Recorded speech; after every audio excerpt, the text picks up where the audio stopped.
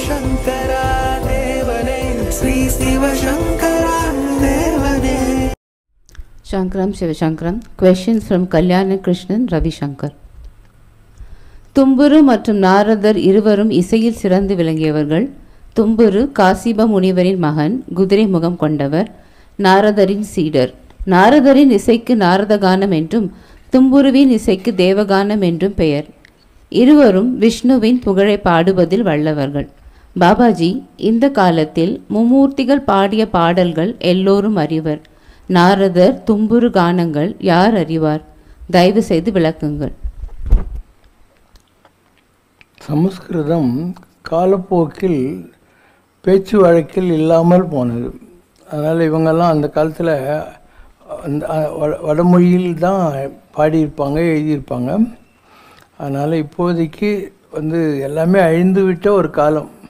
நம்ம தேவாரம் திருவாசகம் எல்லாமே இப்போ யார் பாடுறாங்க? யாரும் பாடுறதில்லை. எல்லாம் சினிமா பாட்டெலாம் மாட்டிக்கின்னு உட்காந்துருக்காங்க. ஸோ காலம்ங்கிறது ஒரு சக்கரம். மேலே இருக்கிறது கீழே போயிடும், கீழே இருக்கிறது மேலே வரும். அதனால் ஒவ்வொரு தடையும் உருண்டோடுகின்றவன் கதிரவன், அவன் பேர் உருண்டோடுகின்றன ஒவ்வொரு நாளாங்கிற மாதிரி சூரியனுக்கு பின்னால் 7 குதிரையில் உலகம் மாறிக்கிட்டே இருக்குது. அதனால் பழைய விஷயங்கள், இதுக்கு முன்னாடி இருந்த நிறைய விஷயங்கள் இன்றைக்கி இல்லை. எல்லாமே மாறிக்கொண்டிருக்கிற விஷயங்கள். இப்போ நீங்கள் ஆரியபட்டர் அந்த காலத்தில் என்ன மாதிரியான விஷயங்களை கண்டுபிடிச்சார் அப்படின்னாக்கா இப்போ என்ன பதில் சொல்கிறது? இன்றைக்கி விஞ்ஞானம் வேறு மாதிரி ஆகிப்போச்சு இல்லையா? So everything I change over the year. சுஷ்ருதர்னு ஒருத்தர் இருந்தார். அவர் அந்த காலத்தில் ஆப்ரேஷன் எப்படி பண்ணார் அப்படின்னு கேட்டாக்கா இதுக்கு விட இல்லை. ஏன்னா இந்த காலத்தில் ஆப்ரேஷன்ன்றது டாக்டருங்க பண்ணுறதை விட எல்லாம் மிஷினே பண்ணிடுது. Every thing is mechanical nowadays. It's not even diagnosis is through machines. அதனால் டைம் மாறிக்கிட்டே இருக்குது. அதனால் அந்த காலத்து இந்த காலத்து கூட கம்பேர் பண்ணுறதும் அவங்க என்ன மாதிரி பாடியிருப்பாங்க அதெல்லாம் கண்டுபிடிக்கிறது கஷ்டம். பட்டு ஒரு ஆரிஜின்னு ஒன்று இருக்கும். ஒரு செடி இருக்குன்னா அதுக்கு ஒரு விதை இருந்திருக்கும். அதனால் இன்றைக்கி நீங்கள் பார்க்கிற எக்ஸிஸ்டன்ஸு நடைமுறை வழக்கத்தில் இருக்கிற ரவீந்திர சங்கீத் பெங்காலில் இருக்குது, கர்நாடிக் சங்கீத் தென்னிந்தியாவில் இருக்குது. இந்த மாதிரி ஒவ்வொரு ஸ்டேட்டுக்கும் ஒரு ஸ்பெஷலைஸ் மியூசிக் இருக்குது. இதுக்கெல்லாம் ஆரிஜின் அங்கேருந்து தான் வந்திருக்கும். அப்படியே ஆரிஜினில் வந்திருக்கும். மொழி கலப்புலேயும் அந்த அளவுக்கு டேலண்டடானவங்க பிற்காலத்தில் வராத போனதுனாலேயும் கூட மாறி இருக்கிறதுக்கு வாய்ப்புகள் இருக்கு. பிரம்ம யக்ஞம் என்பது ஒரு பிராமணன் தினமும் செய்ய வேண்டிய ஒரு சடங்கு ஆகும். மதியம் மாத்தியனிகம் என்கிற சந்தியாவந்தனம் செய்த பின் பிரம்ம யக்ஞம் செய்ய வேண்டும். இது வேதங்களை ஓதுவதன் மூலம் செய்யப்படுகிறது. இந்த சடங்கில் வேதங்களின் முக்கியத்துவத்தை உணர்ந்து வேதங்களை ஓதுபவர்களுக்கும் கடவுள்களுக்கும் ரிஷிகளுக்கும் மூதாதையர்களுக்கும் தர்ப்பணம் செய்து நன்றி செலுத்தப்படுகிறது. பாபாஜி, இந்த நித்திய கர்ம அனுஷ்டானம் பற்றி தயவு செய்து விளக்குங்கள். ஒரு காலத்தில் இதெல்லாம் ரெலவெண்ட்டாக இருந்தது. இன்றைக்கி 190 பிராமின்ஸு ஒரு சந்தியாவந்தனம் கூட பண்ணுறதே கிடையாது. அதுவும் பூணூலெல்லாம் இன்றைக்கி ஒரு பையனுக்கு 30-25 வயசாகி கல்யாணம் பண்ணுற அன்றைக்கி தான் பூணூலே போடுறாங்க. அது ஒரு 10-12 வயசில் ஒரு பிரம்மச்சரியமாக இருந்து செய்ய வேண்டிய விஷயங்கள். அதனால் இன்றைக்கி ஒரு லௌகீகமான விருத்தியை தேடி மக்கள் அலைந்து கொண்டிருக்கிறதுனால இந்த மாதிரியான விஷயங்களுக்கெல்லாம் விடைகளை கண்டுபிடிக்கிறதுங்கிறது பாசிபிளே கிடையாது. அதனால் இவன் காத்தால் பண்ணுறதுக்கே நேரம் இல்லாதவன் வேணால் மத்தியானம் உபாசனம் பண்ணி இதெல்லாம் பண்ணிவிட்டு அதுக்கப்புறம் பண்ண கேட்கவா போகிறான் இவெல்லாம். அதனால் காஞ்சியில் மகாபெரியவர் இருந்தபோது அவர்கிட்ட போகிற அந்த பழைய காலத்து ஆர்த்தடாக்ஸ் பிராமின் ஃபேமிலிங்களெல்லாம் அவர் கேட்பார், நீங்கள் உத்தியோகத்துக்கு போகிறீங்கன்னா வேணான்னு சொல்லலை, இனிமேல் வேணான்னா நீங்கள் கேட்க மாட்டீங்கன்னு தெரியும். ஒரு மினிமம் ப்ரோக்ராம் அதமாக பட்ச பரிகாரமாக நீங்கள் ஏன் வேதம் படிக்கக்கூடாது, டெய்லி ஒரு அரை மணி நேரமாவது ஏன் அத்தியனம் பண்ணக்கூடாது அப்படின்னு சொல்லி பார்த்தாரு. இவங்க அவர் எதிரில் ஆமாம் ஆமான்னு தலையாட்டியிருப்பாங்க. அவர் என்னவும் சொல்லி பார்த்தார், செகை வச்சுக்கோங்கன்னு, அதை குடிமை வச்சுக்கிறது, இதெல்லாம் பண்ணுங்க அப்படின்னாரு. ஸோ யாரும் கேட்கவே இல்லை. சான்ஸ்கிரிட்டில் தான் பேசணும் அப்படின்னாரு. பிற்காலத்தில் பார்த்தா அந்த மாதிரி ஆளுங்களே மாட்டலை. என்ன பண்ணுறது, அதனால் அவர் தமிழில் பேச ஆரம்பிச்சிட்டார். தெய்வத்தின் குரல் பூரா அவர் தமிழில் பேசினதனுடைய வெர்ஷன்ஸு தான். அவர் பையன் அமெரிக்காவிலேருந்து நேராக மேனம்பாக்கம் ஏர்போர்ட்லேருந்து காஞ்சிபுரத்துக்கு போனோம். போய்ட்டு ஒரு பணம் கட்டு வச்சான். வச்சு நான் அமெரிக்காவில் இருக்கேன், உங்களுக்கு கொடுக்கணுங்கிறதுக்காக நான் நேராக ஏர்போர்ட்லேருந்து இங்கே வந்திருக்கேன் அப்படின்னு. இவர் நான் வாங்க மாட்டேன், ஒரு பிராமணன் கடல் கடந்து போகக்கூடாதுன்னு சாஸ்திரத்தில் இருக்குது, அதனால் எனக்கு வேணாங்கிறான். அவர் இல்லை இல்லை நான் கொண்டுட்டேன், என் மனசு கஷ்டப்படும் அப்படின்னா. ரொம்ப நிறைய யோசனை பண்ணிட்டு பண்ணார். ஒன்று செய், நம்ம கோசாலையில் இருக்கிற மாட்டுக்கு வைக்கல் புண்ணாக்கெல்லாம் வாங்கி கொடு, அது பால் கறக்கும், அந்த பாலை வேணுன்னா நான் மடத்தில் பூஜைக்கு யூஸ் பண்ணிக்கிறேன் அப்படின்னு சொன்னாராம். அப்போ வெளிநாட்டிலேருந்து வர்ற காசே வேணான்னு சொன்னாரோ இல்லையோ, அதுதான் அவருடைய வேல்யூ அவுட்லுக்கில் இருந்துச்சு. இன்றைக்கி இதெல்லாம் பாசிபிளாக நம்ம ஆளுங்க எங்கேயோ வெளியில் போய் படிக்கிறான், பெஸ்ட் ஃபிலானியில் படிக்கிறான், அங்கே படிக்கிறான், இங்கே படிக்கிறான், வேலையை தேடிக்கிறான், போகிறான். எல்லோரும் மோஸ்ட்லி வந்து ஃபாரினில் வேலை செய்கிற மாதிரியான ஒரு காலகட்டம். எல்லாம் வந்து ஆஸ்திரேலியாவில் போய் பார்த்திங்கன்னா, அமெரிக்காவில் போய் பார்த்திங்கனாக்கா, யூகேவில் போய் பார்த்திங்கன்னா எல்லாம் பல காலனிஸே நம்ம ஆளுங்க உருவாக்கி வச்சுருக்காங்க. அண்டு அந்த மாதிரி ஒரு லௌகீக விருத்தியில் மாட்டிக்கொண்டவர்கள் இன்றைக்கி இந்த பழைய பரமாச்சாரியாருடைய பிலாசபிக்கும் பாலிசிக்கும் வர முடியாது. இந்த world has gone too far in லௌகீகம் and it is very difficult to trace back. அந்த மாதிரி போகிறது ரொம்ப கஷ்டம். ஆனிரை மேய்க்க நீ போதி அருமருந்தாவது அறியாய், கானகமெல்லாம் தெரிந்து உன் கரிய திரிமேனி வாட, பானையில் பாலை பருகி பற்றாதாரெல்லாம் சிரிப்ப, தேனில் இனிய பிரானே செண்பக பூச்சூட்ட வாராய். பாபாஜி, இந்த பாசுரம் அதன் பொருளை தயவு செய்து விளக்குங்கள். நம்மாழ்வார் இந்த மாதிரி பெரிய பெரிய மகான்கள் இருந்தாங்க, அதில் பெரியாழ்வார் ஒருத்தர். இந்த பெரியாழ்வார் என்ன பண்ணுறாரு, அவரை பொறுத்த மாத்திரம் கிருஷ்ணனை சின்ன குழந்தையாக நினச்சிக்கிறாரு. பெரியாளுடைய வளர்ப்பு மகளாக இருந்த ஆண்டாள் இல்லையா, அவள் காதலன்னா வச்சுன்னு இருக்கான். பெரியாழ்வாருடைய மகள் 12 வயசு இருந்திருக்கும், அவளுக்கு பகவான் கண்ணன் காதலன், பெரியாழ்வாருக்கு குழந்தை. அதனால் இவர் என்ன பண்ணுவார், குழந்தையாக கிருஷ்ணனை மனசுக்குள்ளே வச்சுக்கிட்டு, படவா சாப்பிட வர்றியா இல்லையா அப்படின்னு குச்சி வச்சு நம்ம பின்னால் போயின்னு இருப்பார். அப்புறம் உனக்கு உடம்பு சரியில்லாத மாதிரி இருக்கே அப்படின்னு சொல்லிட்டு, நீ நல்லா இருக்கணும் அப்படின்னு பல்லாயிரத்து ஆண்டு பாடிக்கின்னு உட்காந்து இருப்பார். ஒரு பாவனை. அண்டு ஒரு காலம் வருகிற போது பெரியாழ்வாருடைய வளர்ப்பு மகள் ஆண்டால் அவன் கல்யாணம் பண்ணிக்கிறான். ஸ்ரீரங்கநாதன் வந்து பல்லக்கில் தூக்கினுவான் ஸ்ரீரங்கத்தில், எனக்கு அவள் கல்யாணம் பண்ணிக்கணுன்ட்டான். அந்த மாதிரி போகிற போது இவர் நிந்தா ஸ்துதின்னுவாங்க, ரொம்ப சோகமாக தலையில் அடிச்சு பாடுற மாதிரி ஜாலியான ஒரு பாட்டுன்னு சொன்னால், ஒரு மகள் தன்னை உடையேன் அவளை திருக்கண்மால் கொண்டு போனான், எனக்கு இருந்தது ஒரே பொண்ணு, அவளையும் இந்த படுபாவி கிருஷ்ணன் கட்டின்னு போயிட்டானே அப்படிங்கிற மாதிரி ஒரு நிந்தாஸ்துதின்னு சொல்லுவாங்க. இதெல்லாம் பொய்டிக்கல் லைசன்ஸ். எந்த ஒரு பாட்டும் பொய்டிக்கல் லைசன்ஸ். இதில் இந்த பாட்டில் என்னென்னா, சாப்பிடு நல்லா இரு அப்படின்னு சொல்லி ஒரு பர்சனல், குழந்தைங்களை நம்ம கொஞ்சம் இல்லையா, அந்த மாதிரியான ஒரு வேண்டுதல். எல்லா பாட்டுங்களையுமே ஆழ்வார்கள் பாசுரம் 4000 இப்படி தான் இருக்கும். பார்க்கடலை விட்டு மணக்கடலில் பள்ளி கொள்ள வந்த மாய மணாள நம்பி, நீ எங்கேயோ பார்க்கடலில் இருக்கிறாள், ஆனாலும் என் மனக்கடலில் பள்ளி கொள்வதற்காக வந்திருக்க, நீ மாயவன் மணவாளன், நான் ஆத்மாவுக்கு கணவன் இல்லையா, மணவாளன் நம்பி அப்படின்னா நம்புகிறவர்களுக்கு நல்லது செய்கிறவன் அர்த்தம். இப்படி எல்லா பாசங்களும், இப்போ தேவாரம் திருவாசகம் ஒரு பக்கம், வைஷ்ணவத்தில் இருக்கக்கூடிய 4000 பிரபந்தமெல்லாம் இன்னொரு பக்கம். ஒரு பொய்டிக்கல் வேல்யூ அப்படின்னு பார்த்தீங்கன்னா பிரபந்தம் ரொம்ப நல்லாயிருக்கும். 4000 பாட்டுங்க தான், ஆனால் ரொம்பவே நல்லாயிருக்கும். அண்டு பெருமாள் கோயில்களில் அவங்க வந்து பிரபந்தத்தை பாடிக்கிட்டு, இவன் திருப்பதி கோயிலில் எந்த கோயிலில் இருந்தாலையும் தமிழில் பிரபந்தம் பாடிட்டு அதுக்கப்புறம் வந்து சான்ஸ்கிரிட் மந்திரங்கள்லாம் சொல்லுவாங்க. இப்படி அவங்களுக்கும் ஒரு டிசிப்ளின் வச்சுட்டு இருக்காங்க. ஒரு காலத்தில் வைணவம் ரொம்ப பெரிய அளவுக்கு தமிழ்நாட்டில் இருந்தது. ராமானுஜருடைய எமர்ஜென்சிக்கு பின்னால், ராமானுஜருக்கு பின்னால் அப்படியே ஆழ்வார்கள் வழிக்குறவர்கள்னு சொல்லுவாங்க. அந்த வழியில் வந்தபோது கொஞ்சம் எல்லாம் செல்லெடுத்து போய் அட்டக்கம்னு சொல்லுவோம் எங்கள் ஊர் பக்கம்லாம், அது பரன் அதில் இருந்துச்சு. ஊவே சாமநாதேரும் தேப்போ மீனாட்சி சுந்தரனாரும் ஊராக மாட்டு வண்டி கட்டின்னு திருநெல்வேலி பக்கமெல்லாம் போய் ஒவ்வொருத்தர் வீட்டில் இருந்த ஓலை சுவடிகளையும் தேர்ந்து செல்லரிச்சு போனதெல்லாம் ஒதுக்கி அதை வந்து தொகுத்தாங்க. அப்படி கொஞ்சம்தான் இப்போ இருக்குது. அதே மாதிரி நம்பியாண்டார் நம்பி என்பவர் சிதம்பரம் கோயிலில் ஒரு ரூம்குள்ளே எல்லாம் செல்லரிசி போன இருந்தது. அதெல்லாம் எடுத்து தொகுத்தார். இந்த மாதிரி ஒரு காலகட்டத்தில் பழைய காலத்தில் எழுதப்பட்ட எல்லாமே அழிஞ்சு போச்சு. யாரோ புண்ணியாத்மாங்க கொஞ்சம் எடுத்து அதை வளர்த்தாங்க. நான் ஒரு தடவை ரத்தனகிரி போனபோது சாமி எனக்கு ஒரு சீட்டு கொடுத்தாரு. பழனி கௌபீனம் அப்படின்னு எழுதி கொடுத்தாரு. கௌபீனம்னா காமனாக அர்த்தம். நான் போனேன் பழனிக்கு. அப்போது சாமி அங்கே மென்டல் கம்யூனிகேஷன் பண்ணியிருப்பாருன்னு நினைக்கிறேன். ஒரு தாம்பாளத்தில் மூலவர் பழனி ஆண்டவனுக்கு அபிஷேகம் பண்ண கோமண துணி, ஒரு ரோஜா மாலை, குங்குமம், சந்தனம், பழம் எல்லாத்தையும் வச்சு என்கிட்ட ரயிறு கொண்டாந்து கொடுத்தான். நான் அதை எடுத்துன்னு ரத்தனகிரிக்கு வந்தேன். ரத்தனகிரியில் சாமி ஒரு குகை வச்சுருக்காரு. அதுக்குள்ளே ஒரு விளக்கு, ஒரு கண்ணாடி, ஒரு வேல் இருக்கும்.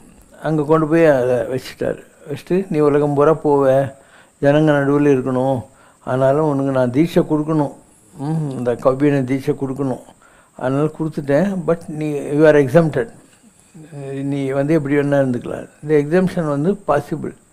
ராமானுஜர் இருந்தார். அவர் பிச்சை எடுத்து சாப்பிட்டுருப்பார். பிக்ஷா வந்தனம்னு பேர் அதுக்கு. அவரை பிடிக்காதவங்க ஒரு ஏழை பொம்பளைக்கிட்ட விஷம் வச்ச சாப்பாடு கொடுத்து அவர் கொடுத்துருன்றாங்க. அவர் மூஞ்ச பார்க்குறாரு. இவருக்கு தெரிஞ்சு போகுது. அது கீழே விழுது. ஒரு நாய் சாப்பிட்டு செத்து போகுது.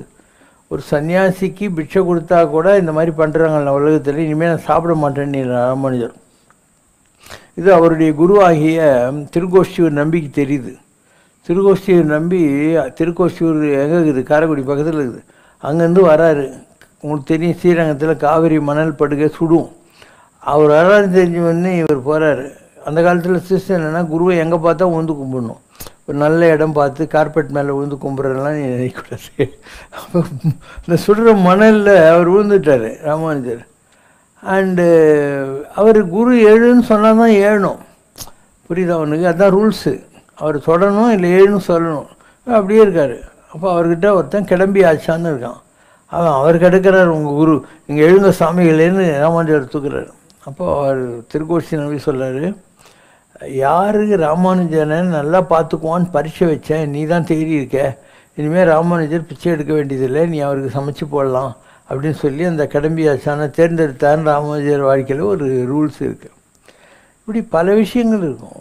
ஒரு கோரத்தாழ்வான், முதலியாண்டான் 2 பேரும் இருந்தாங்க ராமானுஜர் சிஷ்யர்கள். ஒரு நேரம் மழை பெய்யுது. அதனால் இவங்க பிச்சை எடுக்கிறதுக்கு வெளியே போக முடியல. வீடு வீடாக போய் சாப்பிட்ணும் இல்லையா அதுக்கு. அப்போ அவருடைய மனைவி, முதலியாண்டானுடைய மனைவி சொல்கிறா, ஆடு மாட்டுக்கு கூட அவன் புல் கொள்ளெல்லாம் வாங்கி வைக்கிறான் கொட்டாயில். உங்கள் பெருமாளை நம்பி பாருங்கள், நம்ம 2 நாளாக பட்டினி கிடக்குறோன்ட்டு.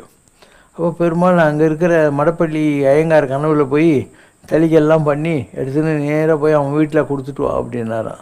இந்த மாதிரி அதிசயங்களும் நடந்திருக்கு. அதாவது நீ நம்பினா கடவுள் அதுக்கு அவனுக்கு எக்ஸ்பீரியன்ஸஸும் கொடுத்துருக்கான். It's a question of your rules. அவங்க அந்த மாதிரி இருந்தாங்க. கூரம்ன்றது இங்கே காஞ்சிபுரத்துக்கு பக்கத்தில் இருக்கிற ஊர். அதில் இருந்தவன் கூரத்தாழ்வான், அவன் மனைவி. இவங்க எல்லாத்தையும் விட்டு இன்னும் ராமானுஜர் கூட போய் செட்டில் ஆகிடணுன்ட்டு வீட்டெல்லாம் திறந்து விட்டு கிளம்பிடுறாங்க. அப்போ அவள் இப்படி எப்படி பார்த்துன்னே வர்றா. காட்டு வழியில் வரணும் நீ காஞ்சிபுரத்துக்கு. என்ன நீ தான் எல்லாத்தையும் விட்டு வரைய, எதுக்கு இதெல்லாம் பார்க்குறேன்? இல்லைங்க, என்னந்தாலும் நீங்கள் செல்வ சீமான், நீங்கள் சாப்பிட்றதுக்காக ஒரு தங்கத்தட்டு மாத்திரம் கொண்டு வந்திருக்கேன் அப்படின்னாலாம். அதை தூக்கி போட்டுன்னு புடவை தங்கத்தட்டை தூக்கி போட்டுடலாம். அந்த அளவுக்கு பக்குவப்பட்ட ஆத்மாக்களெல்லாம் நம்மகிட்ட இருந்திருக்காங்க. ஓடும் செம்பொன்னும் ஒக்கவே நோக்குவார், மண் பொண்ணு ரெண்டுத்தையும் ஒரே மாதிரி பார்க்குறவங்கலாம் இருக்காங்க. ஸோ ராமானுஜருடைய கண்ணை பிடுங்கிறதுக்காக கிருமி கண்ட சோழன்னு ஒரு ராஜா அவரை கூப்பிட்டு விடுறான். ஏன்னா அவர் வைஷ்ணவத்திலேருந்து சைவத்துக்கு மாறணும். நான் அவனுக்கு புரியுதா? இது எந்த சினிமாவில் வச்சு? தசாவதார சினிமாவில் ஃபஸ்ட்டு நெப்போலியன் யானை மேலே உட்காந்துருப்பான், கமல்ஹாசன் முதுகிலெல்லாம் போட்டு எல்லாம் பண்ணுவாங்க இல்லையா, அந்த சீன் ஞாபகம் வச்சுக்கோ. அப்போ தான் இந்த கதை உனக்கு புரியும். அந்த காலத்தில் அப்படி நடந்தது. ஸோ இவர் சைவ சமயத்துக்கு மாற்றினா எல்லோரும் மாறிடுவாங்கன்ட்டு ராமானுஜர் கூப்பிட்டு விடுறான். அப்போ அவர் சொல்கிறாரு, அவனுடைய நோக்கம் நல்லதல்ல, நாங்கள் என்னுடைய ஒயிட் ட்ரெஸ்ஸை உங்களுக்கு கொடுத்துட்றேன், நீங்கள் அதை போட்டுன்னு மைசூர் காடுகள் வழியாக தப்பிச்சு சாளுக்கிய ராஜாங்கள் இருக்காங்க அங்கே போயிடுங்கன்னு. இன்றைக்கி கர்நாடகாவில் அங்கே திருநாராயணபுரம்னு ஒரு இடம் இருக்குது. அந்த மேல் கோட்டை ஊரே தான். அங்கே ராமானுஜர் போயிடுறாரு. இங்கே வந்த உடனே இவன் தெரிஞ்சு போச்சு ராமானுஜர் கிடையாதுன்ட்டு. ஏன்னா இவர் காவி ட்ரெஸ்ஸில் போகிறாரு, ராமானுஜர் இல்லைன்னு தெரிஞ்ச உடனே நெருப்பு ஈட்டி எடுத்து இவர் கண்ணை குத்துறதுக்காக அனுப்புகிறான் யார் அந்த ராஜன். அப்போ இவர் இந்த மாதிரி பாவியை பார்த்த கண்ணு எனக்கு எதுக்கடான்னு அந்த கண்ணை வாங்கி குத்திக்கிறார். இவர் கண்ணு போயிடுது. அப்போ ராமானுஜர் பின்னால் மைசூர்லேருந்து வந்த உடனே என்னால் தானே உனக்கு கண்ணு போச்சு, நீ காஞ்சிபுரத்தில் போய் வரதராஜர்கிட்ட வேண்டிக்கோ, நானும் உனக்காக ப்ரே பண்ணுறேன், வரதராஜர் உனக்கு கண்ணு கொடுப்பாரு அப்படின்னு. ஸோ இவர் வரதராஜ சாமிக்கிட்ட வந்து அந்த இடத்துல பாட்டு பாடுறாரு. அதை பாடின உடனே வரதராஜர் இவர் கண்ணு கொடுக்குறாரு. கண்ணு வந்த உடனே இந்த ஆள் கேட்குற முதல் வார்த்தை என்னென்னா, நான் பெற்ற பேர் நல்லூரானும் பெற வேண்டுவனேங்கிறார். நல்லூரான் யார் தெரியுமா? இவர் கண்ணை குத்தினான் அந்த ராஜா.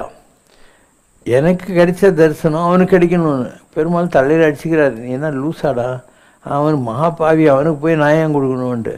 இல்லை, அவன் என் கண்ணை பிடுங்க போய் அதனால நான் அவங்ககிட்ட வந்து உன் தரிசனம் எனக்கு கிடைச்சது இல்லையா, அதனால் அவன் இல்லாமல் இந்த தரிசனம் எனக்கு கிடைச்சிருக்காது, அவனுக்கும் தரிசனம் கொடுத்தா கூட்டுனாரான். அந்த அளவுக்கு பெரிய நிலைகளில் இருந்தார்கள் ராமானுஜ சிஷ்யர்கள் எல்லாம். ராமானுஜர்கள் லாஸ்ட் வரைக்கும் நல்ல குருவே கிடைக்கல. ராமானுஜருக்கு முதலியாண்டான், கோரத்தாழ்வான், கோவிந்தப்பட்டன், இந்த மாதிரி நல்ல நல்ல சிஷ்யங்கள்லாம் இருந்தாங்க. ஒரு தடவை என்ன காஞ்சிபுரத்தில் ஒரு கல்யாண மண்டபத்தில் ஒரு பெரிய லெக்சர் இருந்து ஒரு 1500-2000 பேர் வந்திருந்தாங்க. இது வந்து 1996 இந்த நிகழ்ச்சி நடந்தது காஞ்சிபுரத்தில். அப்போ நான் பேசினேன், இந்த மாதிரி காஞ்சிபுரம் என்பது சாதாரண பூமி அல்ல, இது கண் கொடுத்த ஊர் அப்படின்னு. அதுக்கு உதாரணம் சொன்னேன். இப்போ சொன்னேன்ல இந்த கதை, கூரத்தாழ்வானுக்கு கண்ணை கொடுத்தாரு வரதராஜர் அப்படின்னு சொல்லிட்டு. இதே மாதிரி சுந்தரமூர்த்தி நாயனார் திருவொத்தியூரில் பறவை நாச்சியாருக்கு சத்தியம் பண்ணுறார், நான் இந்த ஊர் எல்லை விட்டு போனால் எனக்கு கண்ணு போயிடுவோன்ற மாதிரி. அவருக்கு திடீர்னு திருவாரூர் ஆசை வந்துடுது, அங்கேருந்து கிளம்பி வர்றாரு, கண்ணு போடுது.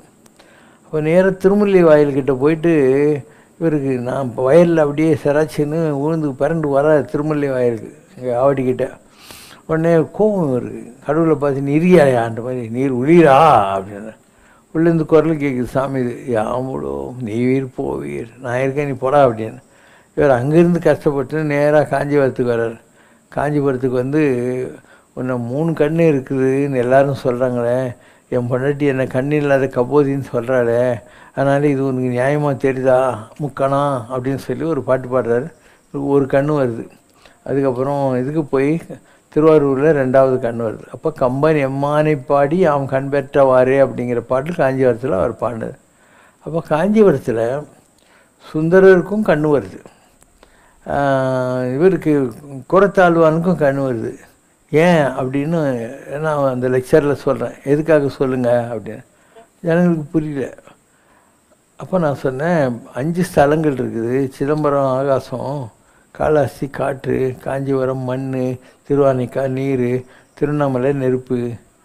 அப்போது காஞ்சிபுரம் என்ன பிருத்திவி மண் ஸ்தலம், அதனால் இந்த உடம்பு எது மண்ணில் செஞ்ச பொம்மை, அதனால் கண் வேணும்னா திருப்பியும் மண்ணில் கண் பண்ணோம். காஞ்சிபுரத்தில் தான் மண்ணுக்குது, அதனால் மண்ணில் கண் ஃபிக்ஸ் பண்ணுறாங்க.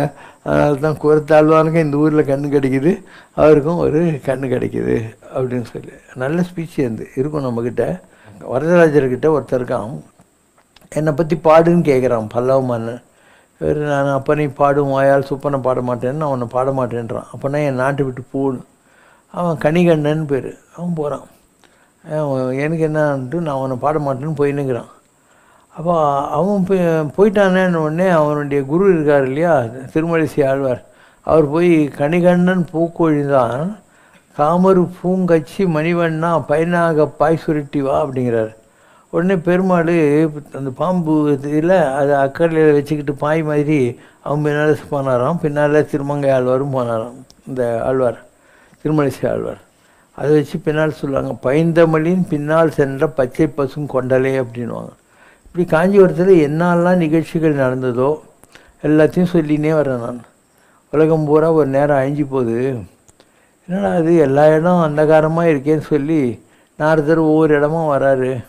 அப்போ ஒரே ஒரு இடத்துல கொஞ்சம் வெளிச்சம் தெரியுது. என்ன உலகமே அழிஞ்சு போயிருக்கு, இருட்டாக இருக்குது, இந்த இடத்துல மாத்திரம் எப்படி வெளிச்சம் வருதுன்னு உள்ளே போய் பார்க்குறாரு. பார்த்தா இன்றைக்கி இருக்கிற ஏகாம்பரேஸ்வரர் கோயில் இருக்கு இல்லையா, அந்த இடத்துல அந்த மாமரம் இருக்கு இல்லையா, ஆம்னா மாம்பழம், ஆம் மரம் ஏகாம்பரம், அந்த இடத்துல முருகப்பெருமான் கண்டுக்கார். அப்போ தான் அந்த மூவிர் முகங்கள் போற்றி முகம்பொழி கருணை போற்றி ஏவரும் துதிக்க நின்ற ஈராறு சொல் போற்றி காஞ்சி மாவடி வைகும் செவ்வேல் மலரடி போற்றி போற்றின்ற பாட்டு அங்கே தான் வந்தது. அப்போ உலகமே அழிஞ்சு போனால் கூட அந்த காஞ்சிபுரத்தில் ஜோதியாக முருகப்பெருமான் அமர்ந்திருக்கிறான் அப்படிங்கிறது இதனுடைய தாத்பரியம் அப்படின்னு சொன்னேன். இதே மாதிரி ஒரு அனுபவம் எனக்கு கூட வந்துச்சு. ஆன்மீகத்தில் நான் ரொம்ப சீரியஸாக அழிஞ்சிக்கிட்டு இருந்த காலங்களில் எல்லாம் அழிஞ்சு போச்சு, இருட்டாக இருக்குது. நானும் எங்கூட 11 பேர் இருக்காங்க. எல்லாம் போகிறோம். ஒரே ஒரு இடத்துல மாத்திரம் ஒரு குடிசை மாதிரி இருக்குது, விளக்கு எரிஞ்சின்னு இருக்குது. உள்ளே போய் பார்த்தாக்கா காஞ்சி பெரியவர் ஒரு ஐக்கன் லைட் மாதிரி வச்சுன்னுட்டு இருக்கார். என்னை பார்த்த உடனே இவா எல்லாம் ஆகாரம் பண்ணினாலா, அவளை நல்லா பார்த்துண்டியா அப்படிங்கிறாரு. அப்போது அது சுவாமிநாதன்னாலேயும் முருகன் தான்.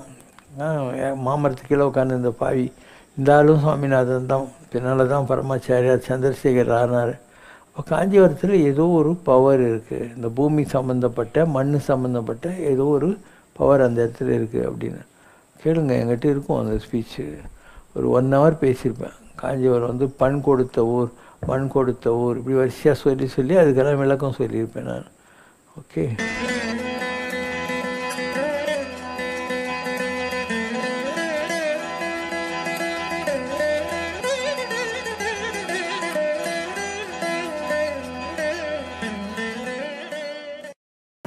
கங்கைவாழ் தடையருக்கு அன்பனாகி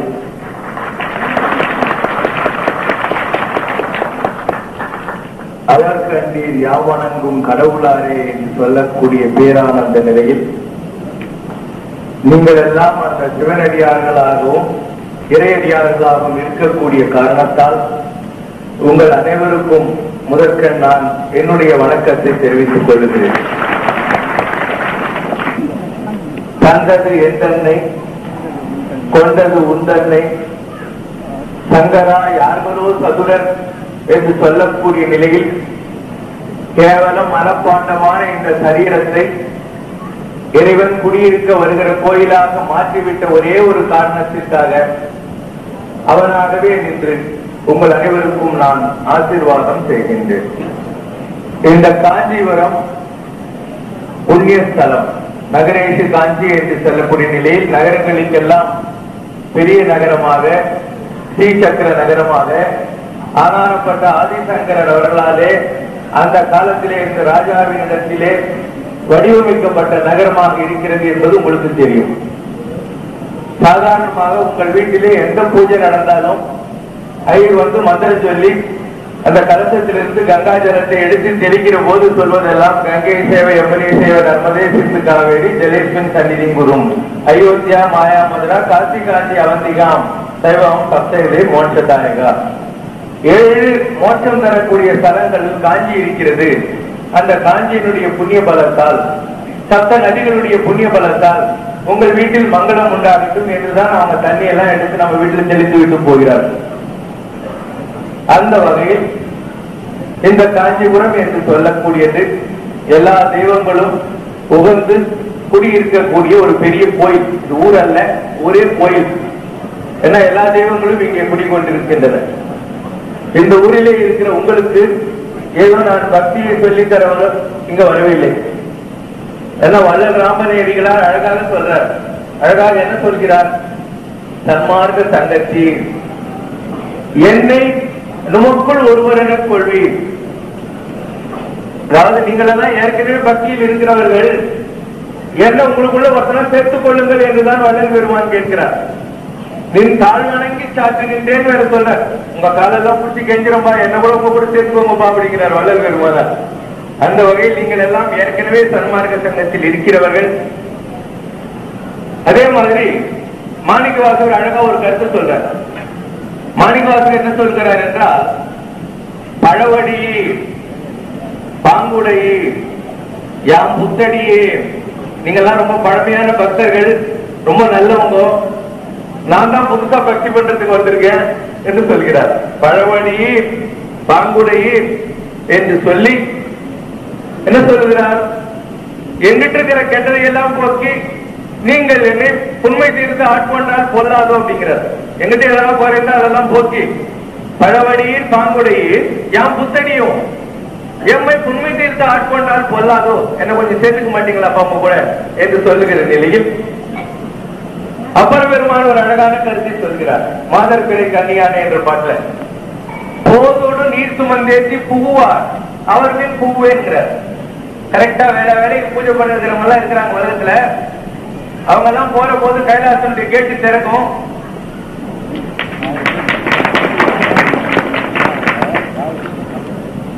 அந்த மாதிரியான உத்தமமான பக்தர்கள் எல்லாம் கைலாயத்துக்குள்ள போற போது கேட்டு திறந்திருக்கோம். அவங்க கூட நானும் சந்தடி சாக்கில் உள்ள நுழைஞ்சிடுறேங்கிறார். புகுவார் போதோடு நீர் சுமந்தேற்றி புகுவார் அவர் பின் புகுவேங்கிறார். எப்படி ஒரு பெரிய மந்திரி இல்ல ஒரு கட்சிக்காரங்க போற போது என் காலம் கூட விடுவாங்க. அந்த மாதிரி நீங்க எல்லாம் பெரிய பக்தர்கள், அதனால நீங்க எல்லாம் போற போது நானும் கூட வந்துருவேன் என்று அப்பர் பெருமானார் சொல்லுகிறார். எவனுக்கு பக்தி இருக்கிறதோ அவனுக்கு தான் இன்னொரு பக்தனை மதிக்க தெரியும். நீ உண்மையான பக்தனா இருக்குன்னு வச்சுக்கோ, அவன் கிறிஸ்துவனோ இஸ்லாமியனோ இந்துவோ அவன் பக்தியா இருக்கிறத பார்த்தா அவனுக்கு ரொம்ப சந்தோஷமா இருக்கும். நமக்கு இன்னும் இந்த மாதிரி பக்தி வரலைன்னு அழகாச்சும் வரும். உண்மையான பக்தனுடைய லட்சணம் அதுதான். அதனால்தான் வள்ளல் பெருமான் அழுகிறார், எனக்கு இன்னும் பக்தி வரலையேன்னு அழுகிறார். மாணிக்க வாசகர் அழுகிறார், இன்னும் பக்தி வரலையேன்னு அழுகிறார். அப்பர் பெருமானார் அழுகிறார், இன்னும் பக்தி வரலையேன்னு அழுகிறார். அரவேந்தர் சிவாச்சாரியார்னு ஒருத்தர் இருந்தார் கஞ்சனூர்ல. அவர் ஒரு நாள் கோயிலுக்கு போறாரு. கோயிலுக்கு போற போது அந்த கோயில டான்ஸ் ஆடக்கூடிய தேவதாசிய தூண்ல கட்டி வச்சு அடிச்சுக்கிறாங்க தர்மகர்த்தாங்க. இவர் போய் கேட்கிறாரு, ஏங்க அந்த பொம்னாட்டி போயிட்டு அடிக்கிறீங்க? அந்த அம்மா 3 நாளா கோயில்ல டான்ஸ் ஆடுறதுக்கு வரல சாமி முன்னால, அதுக்காக தண்டனை கொடுத்துன்னு. அவர் உடனே ஓன்னு அழுதார். கஞ்சனூர் சிவாச்சாரியார் ஓன்னு அழுதார். எல்லாரும் கேட்டாங்க, ஏன் சாமி நீ அழுகுற? நான் எவ்வளவு நாள் கோயிலுக்கு வரல, இந்த மாதிரி கட்டி அடிச்சிருந்தீங்கன்னா நான் உருப்பட்டு இருப்பேன். வயசுல எவ்வளவு நாள் கோயிலுக்கு வரல, இந்த மாதிரி கட்டி அடிச்சிருந்தீங்கன்னா நான் நல்லவனா இருப்பேன், நிறைய பக்தி வந்திருக்குவேன்னு சொன்னேன். அந்த வகையில் இந்த காஞ்சியில் இருக்கிற நீங்கள் எல்லாம் பரம பக்தர்கள். அதனால ஒரு பக்தர் என்ற முறையில் சிவசங்கர் பாப்பா வந்துக்கிறாரு இருந்தா இந்த மாலை எல்லாம் போடுறீங்க, அது எனக்கு தெரியும். இந்த 5 அடி பத்தங்களை உடம்புக்கோ இந்த ஜுபா போட்ட சிவசங்கருக்கோ நீங்க போடல. ஒரு நல்ல பக்தனா சிவசங்கர் பாப்பா இருக்கிறார். நாமெல்லாம் கூட பக்தர்கள் கூடியிருந்து குளிர்ந்தேர் ஒரு எம்பாவா என்று சொல்லக்கூடிய நிலையில் நாம் எல்லாம் ஒன்றாக பகவானை பற்றி பாட வேண்டும், ஆட வேண்டும். பாடினேன் ஆடினேன் பரவசமாக என்று சொல்லக்கூடிய நிலையில் என்ற ஆனந்தத்தில் நாம் எல்லாம் இங்கே கூடுகிறோம். இதான் ஒரு பக்தனுக்கு ஒரு பாகவதனுக்கு கிடைக்கக்கூடிய பரம ஆனந்தம். உங்க ஊர்ல தான் காஞ்சிபுரத்துக்கு கேட்டு ராமானுஜர் நடந்து வந்து நேர்ந்தார். அப்ப அவருக்கு திருப்பதிக்கு போறதுக்கு 2 வழி பிரிச்சு, இந்த பக்கம் போறதா அந்த பக்கம் போறதான்னு தெரியல. அந்த காலத்துல நம்ம ஊர் மாதிரி வழிகாட்டி போர்டு வச்சு அது மேல போஸ்டர் ஒட்டி அதிகம் மறைக்க மாட்டாங்க. போர்டு இருக்கும், அது மேல போஸ்டர் ஒட்டிக்குவாங்க. அதெல்லாம் இல்லாத காலம். அவருக்கு தெரியல. ஆக ஒரு விவசாயி ஏற்றிருந்தான். அவங்ககிட்ட ராமானுஜர் கேட்டாரு, ஏன்பா எப்படி திருப்பதிக்கு போறது? உங்க காஞ்சிபுரம் கேட்டுக்கிட்டு தான். அவன் சொன்னா, சாமி எப்படி போவா அப்படின்னு. உடனே ராமானுஜர் துண்டு இடுப்புல மச்சிலிருந்து அப்படியே தொப்புன்னு உள்ள கும்பிட்டாரு. கூட இந்த சிஷியர் சொன்னாங்க, நீங்க எவ்வளவு பெரிய ஆச்சாரியர், அவன் ஏத்தையா இருக்கிறவன், அவனு போய் கும்பிடுறீங்களே சாமி அப்படின்னா. அதுக்கு ராமானுஜர் சொன்னாரு, திருப்பதி பெருமாள் கிட்ட போறதுக்கு அவன் தானே வழிகாட்டினான் அப்படின்னா. திருப்பதி பெருமாள் கிட்ட நாம் போறதுக்கு அவன் தானே வழிகாட்டினான். அந்த மாதிரி கடவுளிடத்தில் நாம் சென்று சேர்வதற்கு யாரெல்லாம் வழிகாட்டுகிறார்களோ, அவன் விஷயம் தெரிஞ்சவனா விஷயம் தெரியாதவனா ஏழையா கோழையா பணக்காரனா இதெல்லாம் மேட்டரே இல்லை. நாம உருப்படத்துக்கு வழிகாட்டுறான், இன்னும் கொஞ்சம் பக்தியா இருக்கிறது வழிகாட்டுறான். அந்த தகுதியில் சிவசங்கர் பாபாவிற்கு நீங்கள் இந்த வெட்டி வேறு மாலையை, நான் வெட்டி மனிதனாக இருந்தாலும் கூட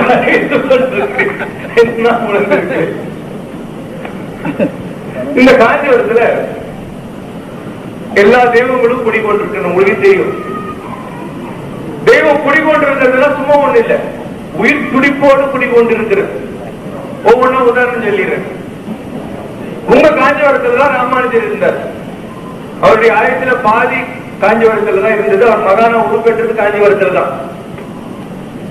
அவருக்கு ஒரு குரு இருந்தார். அவர் பேர் யாதவ பிரகாஷ். குருவை விட ராமானுஜர் ரொம்ப புத்திசாலியா இருந்தார். பெருமாளுடைய கண்ணு சிவப்பா இருக்கும் அப்படின்னு சொல்லும், பாடம் சொல்லி கொடுக்கணும் பிள்ளைங்களுக்கு. யாதவ பிரகாசர் என்ன சொல்றாரு, இந்த குரங்குக்கு மரம் போகிற இடத்துல சிவப்பா இருக்குமே, அப்படி இருக்குது பெருமாள் கண்ணு. குரு சொல்லி கொடுக்குற பாட எக்ஸாம்பிள், குரங்குக்கு மரம் போகிற இடத்துல சிவப்பா இருக்குமே, அந்த மாதிரி பெருமாள் கண்ணு சிவப்பா இருக்குனாரு. மறுநாள் குருக்கு ராமானுஜர் எண்ணெய் தேய்ச்சி விட்டுங்கிறார் தலைக்கு. அவர் கண்ணுல இருந்து அப்படியே கண்ணீர் கொட்டுது குரு மேல. குரு இப்படி பாக்குறாரு, ஏன் நீ அழுவுற அப்படின்னாரு. சாமி, நேற்று நீங்க லெசன்ஸ் எடுக்கிற போது உதாரணம் சொன்னீங்களே, சூரியனை பார்த்து தாமரை மலர்ற மாதிரி பெருமாள் கண்ணு சிவப்பா இருக்குன்னு சொல்லலையே நீங்க, எனக்கு ரொம்ப கஷ்டமா இருக்கு. நல்ல உதாரணத்தை விட்டு இப்படி ஒரு அதிகமான உதாரணத்தை சொல்றீங்களே, சூரியனை பார்த்து மலர்கிற செந்தாமரை மாதிரி என் பெருமாள் கண்ணு இருக்கு நீங்க சொல்லலையே. உன்னை யாரு பிரகாசத்துக்கு என்னடா குரு மிஞ்சின சிஷ்ய உனக்கு ரொம்ப பொறுப்பாக இருந்தாரு. அவருக்கு பொறாம வந்துச்சு, இவரை விட்டா நம்ம பேர் ஆயிடுன்னு சொல்லிட்டு இவங்க எப்படியாவது கொல்லணும் அப்படின்னு சொல்லி எல்லா பசங்களையும் கூப்பிட்டாரு. வாங்கப்பா நம்ம எல்லாம் காசிக்கு போலாம். காசிக்கு கூட்டு போய் ஒரு காட்டுல ராமானுஜரை விட்டுட்டு தூங்குற போது எல்லாம் ஓடி விட்டாங்க. அவர் என்ன, அந்த காட்டுல புலிகள் எச்சு ராமானுஜர் செத்து போகணும்னு குருங்க கொலை பண்றதுக்கு ஒரு ஈஸியான வழி. ராமானுஜர் ஒண்ணும் தெரியாத உட்காந்து அழுதுக்கிறார். ஒரு வேடை ஒரு வேட்டச்சி ரெண்டு பேரும் வந்து, அப்பா எங்களுக்கும் வழி தெரியல, காட்டுல அழிஞ்சுக்கிறோம், எங்க கூட வா போலாம். ராமானுஜர் அவங்க கூட போறாங்க. போற போது அந்த வேடு வச்சு சொல்றாங்க, எனக்கு ரொம்ப தாகமாகுதுங்க, கொஞ்சம் தண்ணி கொடுங்க. ராமானுஜர் இருங்க, நான் போய் தண்ணி கொண்டாடுறேன்னு ஒரு பாத்திரத்தை எடுத்துன்னு போறாரு கிணத்துல பண்றது. போயிட்டு வந்து பார்த்தாக்கா வேடனையும் காணும், வேட்டச்சியும் காணும். இவரு அந்த ஊர்ல அப்படி காட்டு வழியா ஒருத்தன் போறான். அவனை கூட்டி, என்ன ஊருங்க, நான் இவ்வளவு தூரம் நடந்து வந்ததுல எனக்கு ஒண்ணுமே தெரியல, அங்க புண்ணிய கோட்டி விமானம் தெரியுது பாருங்க, காஞ்சிபுரம் வரதராஜ பெருமாள் கோயில், இப்ப காஞ்சிபுரத்தில் இருக்கிறேன். அப்ப யாரோ பிரகாசரால கொலை செய்ய வேண்டும் என்ற உணர்வோடு காட்டிலே விடப்பட்ட ராமானுஜருக்கு நம்ம ஊர் வரதராஜ சுவாமியும் தாயாரும் தான் வேடனும் வேட்டச்சியாவும் போய் அவரை கூட்டு வந்து தனக்கு தண்ணீர் கைங்கரியமும் செய்ய வைத்தார்கள் என்ற அளவிற்கு இது உயிர் துடிப்புள்ள ஊர். அதனால இந்த அத்தகிரியில் இருக்கக்கூடிய பெருமாள் எப்படிப்பட்டவர் என்றால்,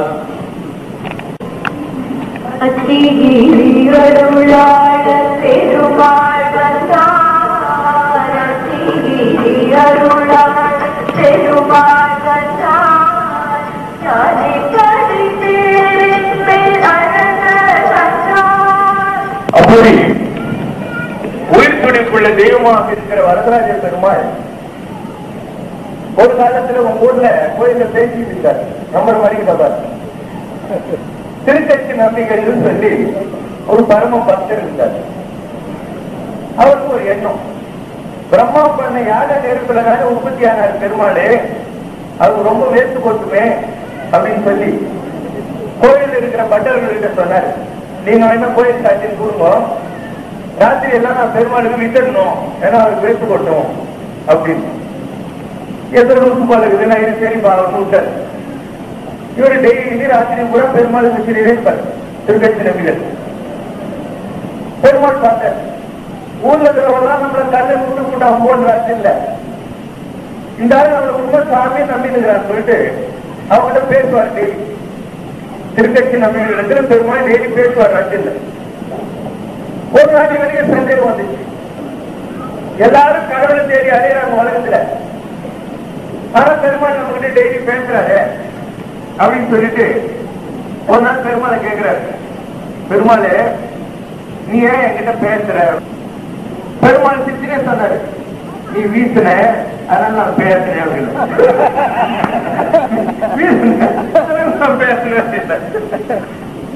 அவருக்கு ஒரு கஷ்டம். ஒரு நாள் பெருமாள் சொல்றாப்பா, நாளையில இருந்து உனக்கு 7.5 சனி ஜாதகத்துல நீ என்னதான் எனக்கு வேண்டியவனா இருந்தாலும் அவன் ஜாதகத்தை அனுபவிக்கிற நான் தான் சட்டம் போட்டுக்கிறேன், அவன் ஜெயிச்ச புண்ணியத்துக்கும் பாத்துக்கு ஏற்ற மாதிரி அந்த கிரகம் வர்ற போது, அதனால ஏதோ 7.5 வருஷம் கஷ்டப்படாம 7.5 மாசம் கஷ்டப்படுற சரி நான் அவருக்கு கொஞ்சம் ரிலாக்ஸேஷன் கொடுக்குறேன். அவருக்கு தான் கடவுள் ரொம்ப ஃப்ரெஷ் ஆச்சு. பெருமாள் அதெல்லாம் ஒண்ணும் முடியாது போ அப்படின்னா, சரி ஒரு 7.5 நாள் கஷ்டப்படுறியான்னு, அதுவும் முடியாதுன்னா சரி 7.5 மணி நேரம் நீ கஷ்டப்பட்டதா ஆச்சு. பெருமாள் அப்படியே சைலன்ஸ் ஆயிட்டாரு. மறுநாள் கோயில் திறக்கிறார். கோயில் திறந்து பார்த்தா பெருமாள் காலையில் இருக்கிற நகை. கோயில் ஐயங்கள்லாம் அவனை கூப்பிட்டு ஒரு ரூம்ல கட்டி போட்டு, ஏண்டா இவ்வளவு நாள் பெருமாளுக்கு கைங்கரியம் பண்ண சொல்றது நகை திருடிக்கு போறதுக்கு தானா அப்படின்னு அடிக்கிறாங்க, வலிக்கிறாங்க. 7.5 மணி நேரம் 7 வருஷத்துல பண்ண வேண்டிய சத்தத்தை 7.5 மணி நேரத்துல அனுபவிக்க வச்சுட்டு 7.5 மணி நேரம் ஆன உடனே ஐயர் ஓடியாரு. ஐயோ அவனை விட்டுருங்க, மாலையில மாட்டினுக்குது பெருமாள் நகை அப்படின்னு அவரை விட்டுறாரு. அந்த அளவுக்கு பக்தனா இருந்த திருக்கட்சி நம்பி தம் மக்கள் சிறுகை அலாவிய கூழ்வாங்க. நம்ம அழகா சமைச்சு வச்சுட்ட குழந்தைங்க அப்படியே வந்து கையெல்லாம் போட்டு அழுவு பண்ணா கூட அதுல நமக்கு ஒரு குஷி இருக்கு சாப்பிடுறதுல. அந்த மாதிரி திருக்கட்சி நம்பி சாப்பிட்ட சாப்பாட்டை பெருமாள் டெய்லி சாப்பிடுவார். உங்க வரதராஜ பெருமாள் அப்படிதான் பண்ணிருக்கிறார். அந்த காலத்து கோயில் ஐயங்கெல்லாம் இதை நம்பல. மனுஷன் சாப்பிட்டு போய் பெருமாள் சாப்பிடுமா அப்படின்னு சொல்லிட்டு இவர் மேல கம்ப்ளைண்ட் கொடுக்குறாங்க. பெருமாள் இது ஒரு வழிகாட்டணும்னு சொல்லிட்டு வடநாட்டுல ஒரு பெரிய மார்வாடி பசுமாடுகள் எல்லாம் வச்சு கோசாலை நடத்துறாரு. அவர் கனவுல போய், நீ காஞ்சிபுரம் வரதராஜ சுவாமி கோயிலுக்கு வந்து 1000 அண்டா எனக்கு படைக்கணும். அந்த ஸ்டேஷன் நம்ம ஊருக்கு வர காஞ்சிபுரம் வந்து ஐயர்கிட்ட என் கனவுல பெருமாள் வந்து 1000 அண்டா படைக்க சொல்லிக்கிறாரு. இவங்க ரொம்ப சந்தோஷம். யாரும் வடநாட்டுக்காரன் வந்தான்னு ஊர் பூரா வாழை மரம் கட்டி ஊர் பூரா தோரணம் கட்டி பெருமாளுக்கு திருவம்புது தேய்ச்சி 1000 அண்டா வச்சு திரை போட்டு வந்துடுறாங்க. பார்த்தா 1000 அண்டாலையும் எல்லாம் சாப்பாடு குறைஞ்சிருக்கு. அப்புறம் உங்களுக்கு தெரியுது திருக்கட்சி நம்பி உண்மையாவே எல்லாத்திலையும் சாப்பிட்டு இருந்திருக்கிறான். அதனால்தான் பெருமாள் அதை லைக் பண்ணி சாப்பிட்டு இருந்திருக்கிறாரு சொல்லி அவனுடைய மகிமை தெரிந்து கொண்டார். அப்படிப்பட்ட திருக்கட்சி நம்பி ராமானுஜர் மாதிரியாக வைஷ்ணவத்தில் பெரிய நிலையில் இருந்தவர்கள் சந்தேகம் வந்தா கூட பெருமாள் கிட்ட கேட்டு சொல்லுவார். அவங்களுக்கு இந்த மாதிரி ஒரு எண்ணம் வந்துருதாமே, அது கரெக்டா பெருமாளே அப்படின்னு ராமானுஜர் சொல்லுவார். நீ கொஞ்சம் பெருமாள் கிட்ட கேட்டு வந்து நாளைக்கு சொல்லி ராமானுஜருடைய குரு சொன்னேன் யாதவ பிரகாசன் அவருக்கு தான் சேர்த்ததெல்லாம் தப்பு அப்படின்னு ஒரு நாள் தேர்ச்சி போச்சு. நம்ம சிஷியனை கொடுக்கும் பண்ண தப்பு, சேர்த்ததெல்லாம் தப்புன்னு தேர்ச்சி போச்சு. அப்ப என்ன செய்யறாரு, அவங்க அம்மா கிட்ட போய், அம்மா நான் என்ன செய்தோம், எல்லாம் தப்பு பண்ணிட்டேன் வாங்கி அனுப்புறான்னு. அம்மா சொல்றா, நீ சன்னியாச தர்மம் எடுத்துக்கோ. ராமானுஜர் அவர் சிஷியன் எல்லாம் சன்னியாசி ஆயிருக்கிறாங்க, நீயும் சன்னியாசி ஆயிரு, ஒரு ஜென்மத்து பாவம் எல்லாம் போடணும். இவர் சொல்றாரு, எனக்கு வயசாகி போச்சு, நான் தண்டத்தை எடுத்துன்னு ஒரு பூப்பிரதட்சணம் வந்துட்டு இதெல்லாம் நடக்கிற வேலை இல்லம்மா அப்படின்றாரு. அதுக்கு அம்மா சொல்றா, நீ பெருமாள் கிட்டே வேண்டிக்கோ, அவர் எப்படி உத்தரவு கொடுக்குறாரோ பார்க்கலாம். யாதவ பிரகாசர் பெருமாள் கிட்ட வேண்டி படுகிறார். ராத்திரி கனவுல வரதராஜ பெருமாள் சொல்றார், உன் சிஷியனான ராமானுஜர் ஆதிசேஷனுடைய அவதாரம், அவனை நீ ஒரு தடவை பிரதட்சணம் பண்ணியானா பூ பிரதட்சணம் பண்ணதுக்கு சமானம். இவர் என்னடா நம்ம சிஷியன், அவனை போய் நம்ம பிரதட்சணம் பண்ண வெக்கமா இருக்குமே அப்படின்னு ஒரு எண்ணம் வருது. நேர திருக்கட்சி கிட்ட போய் என் கனவுல வந்தது உண்மைதானான்னு பெருமாளை கொஞ்சம் கேட்டு வருவாங்க. பெருமாள் ஆமாம் நான் அப்படிதான் சொன்ன உடனே குருவாக இருந்து தவறுகளை செய்த யாதவ பிரகாசர் ராமானுஜர பிரதட்சணம் வந்து பூ பிரதட்சணம் செய்த பலனை பெற்று அதுக்கப்புறம் கிரந்தங்களை எல்லாம் எழுதினார். இது அடுத்த விஷயம். அப்ப வரதராஜ பெருமாள் என்பவர் ஒரு உயிர்த்துடிப்புள்ள தெய்வமாக கோயிலுக்குள்ள நின்று கொண்டு தன்னுடைய பக்தர்கள் எல்லாருக்கும் வழிகாட்டி கொண்டிருக்கிறார். ஒரு நாள் திருக்கட்சி நம்பிகள் ரோட்ல நடந்து போறாரு. ஒரு நாள் பின்னாலேயே ஓடி வந்து அவர் எங்கெல்லாம் கால் வைக்கிறாரோ அந்த மண்ணெல்லாம் எடுத்து பூசிக்கிறார். இவரு என்னப்பா இப்படி பண்றீங்க, நான் நடந்து போற இடத்துல இருக்கிற மண்ணெல்லாம் வாங்கி நீயே வச்சுக்கிறேன்றது. அதுக்கு அவன் சொல்றான், நீங்க எவ்வளவு பெரிய பக்திமான், பெருமாள் நேரடியா உங்ககிட்ட பேசுறாரு, உங்க பாதம் பண்ணி எனக்கு போருமான். இவருக்கு ஒரே ஆச்சரியம். நேரம் பெருமாள் கிட்ட போய் என்ன அவன் சொல்றது உண்மைதானா அப்படின்னு. பெருமாள் சொல்றாரு, அவங்க ஒன்னும் மதிச்சா இல்ல, அந்த மாதிரி நீ கூட 4 பாகவதர்களை மதிக்கணும். தனக்கு ரொம்ப வேண்டி இருந்த திருக்கட்சி நம்பிக்கை வரதராஜ பெருமாள் சொல்ற, நீ கூட பக்தர்களை மதிக்கணும். அதனால ஸ்ரீரங்கத்துக்கு போய் அங்க இருக்கிற பெரிய நம்பி வீட்டுல மாட்டு தொழுவத்துல கொஞ்ச நாள் வேலை செஞ்சுட்டு வர்றது. அப்போ வரதராஜ பெருமாள் என்ன சொல்றாரு, என்ன கும்பிடுறது கூட எனக்கு கைங்கரியம் பண்ணி இருக்கிற பாகவதர்களை நீ கும்பிடணும், அவங்களுக்கு தொண்டு செய்யணும், அவங்களை மதிக்கணும்னு சொல்லி திருக்கட்சி நம்பிகளை ஸ்ரீரங்கம் பெரிய நம்பி வீட்டுல மாட்டுப்பட்டாலே வேலை செய்ய வைத்திருக்கிறார். இது வரதராஜ பெருமாளுடைய மகிமை.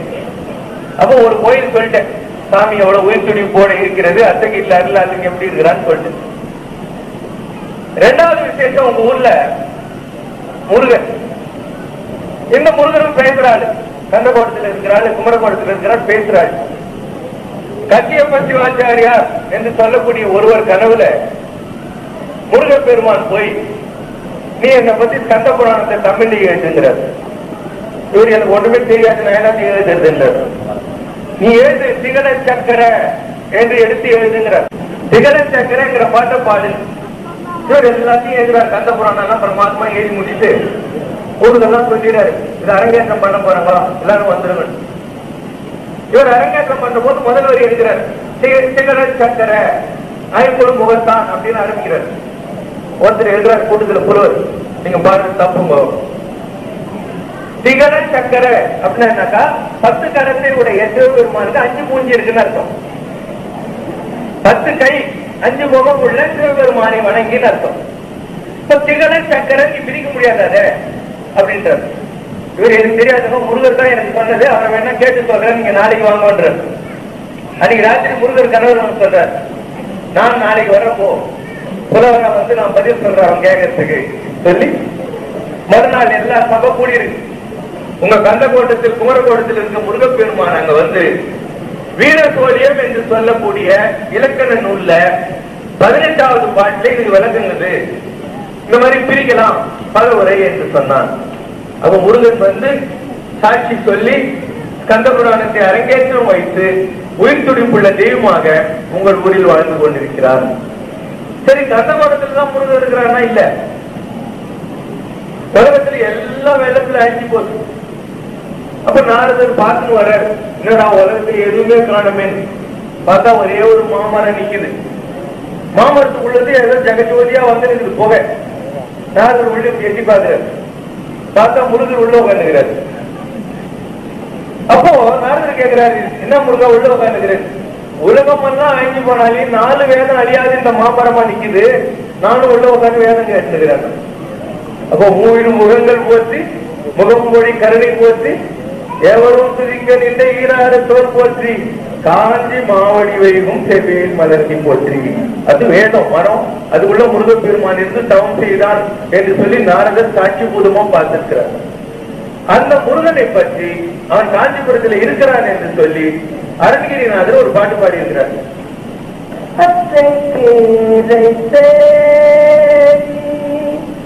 அத்தீனும் மாசை பற்றி தவியாத பற்றை பெறுவேனோ. ஐயா அருணகிரி உன் போல் மெய்யாக ஒரு சொல் எழுப்பினர் யார் என்று சொல்லி தாய்மானவர் போல அரணி பெருமாள் காஞ்சிபுரத்தில் இருக்கிற முருகனை பாடினார். முருகன் உயிர் துடிப்புடன் சொல்லிட்டார். அதுக்கடுத்து ஏகாம்பரநாதர். காஞ்சிபுரம் வந்து ஷார்ட்ல சொல்லணும்னா 4-5 வரைக்கும் சொல்லிடலாம். காஞ்சிபுரம் அருள் கொடுக்கும் ஸ்தலம், பொருள் கொடுக்கும் ஸ்தலம், கண் கொடுக்கும் ஸ்தலம், பண் கொடுக்கும் ஸ்தலம், மண் கொடுக்கும் ஸ்தலம். என்ன சார் சொல்றீங்க? விண் கொடுக்கும் ஸ்தலம். அதுக்கு மேலேயும் போயிட்டேன். எப்படி அப்படின்னா,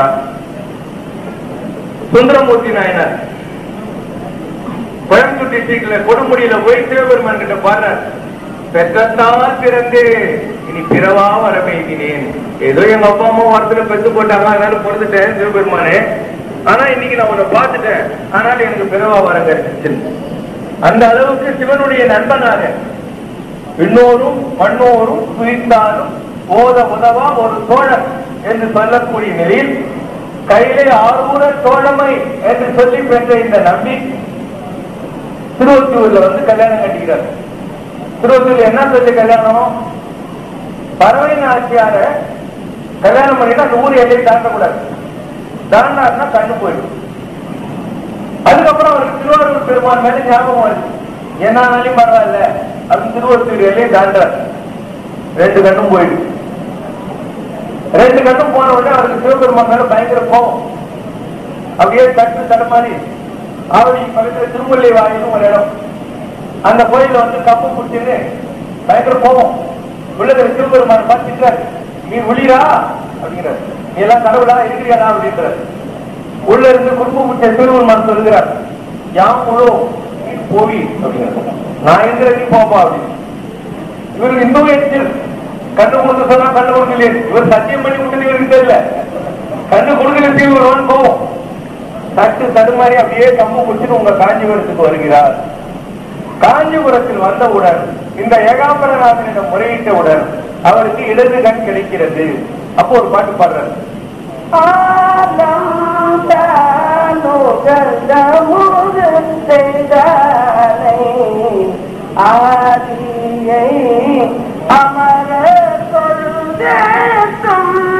காலனை கம்பன் எம்மானை காண கண் அடியே பெற்றவாறே. காலனை காலா ஒன்றே நான் திரு புல்லெனவே மதிக்கின்றேன் சற்றே வாரா என்று இடது காலால் எட்டி உரைத்த திருவெருமானை ஏகம்பனை காண்பதற்கு எனக்கு கண் பெற்ற மாறு.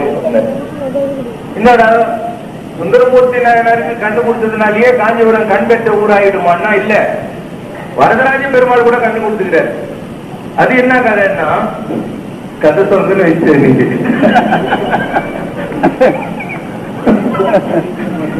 கதைதான் சொல்லுங்க, வேதாந்தமே கிடையாது.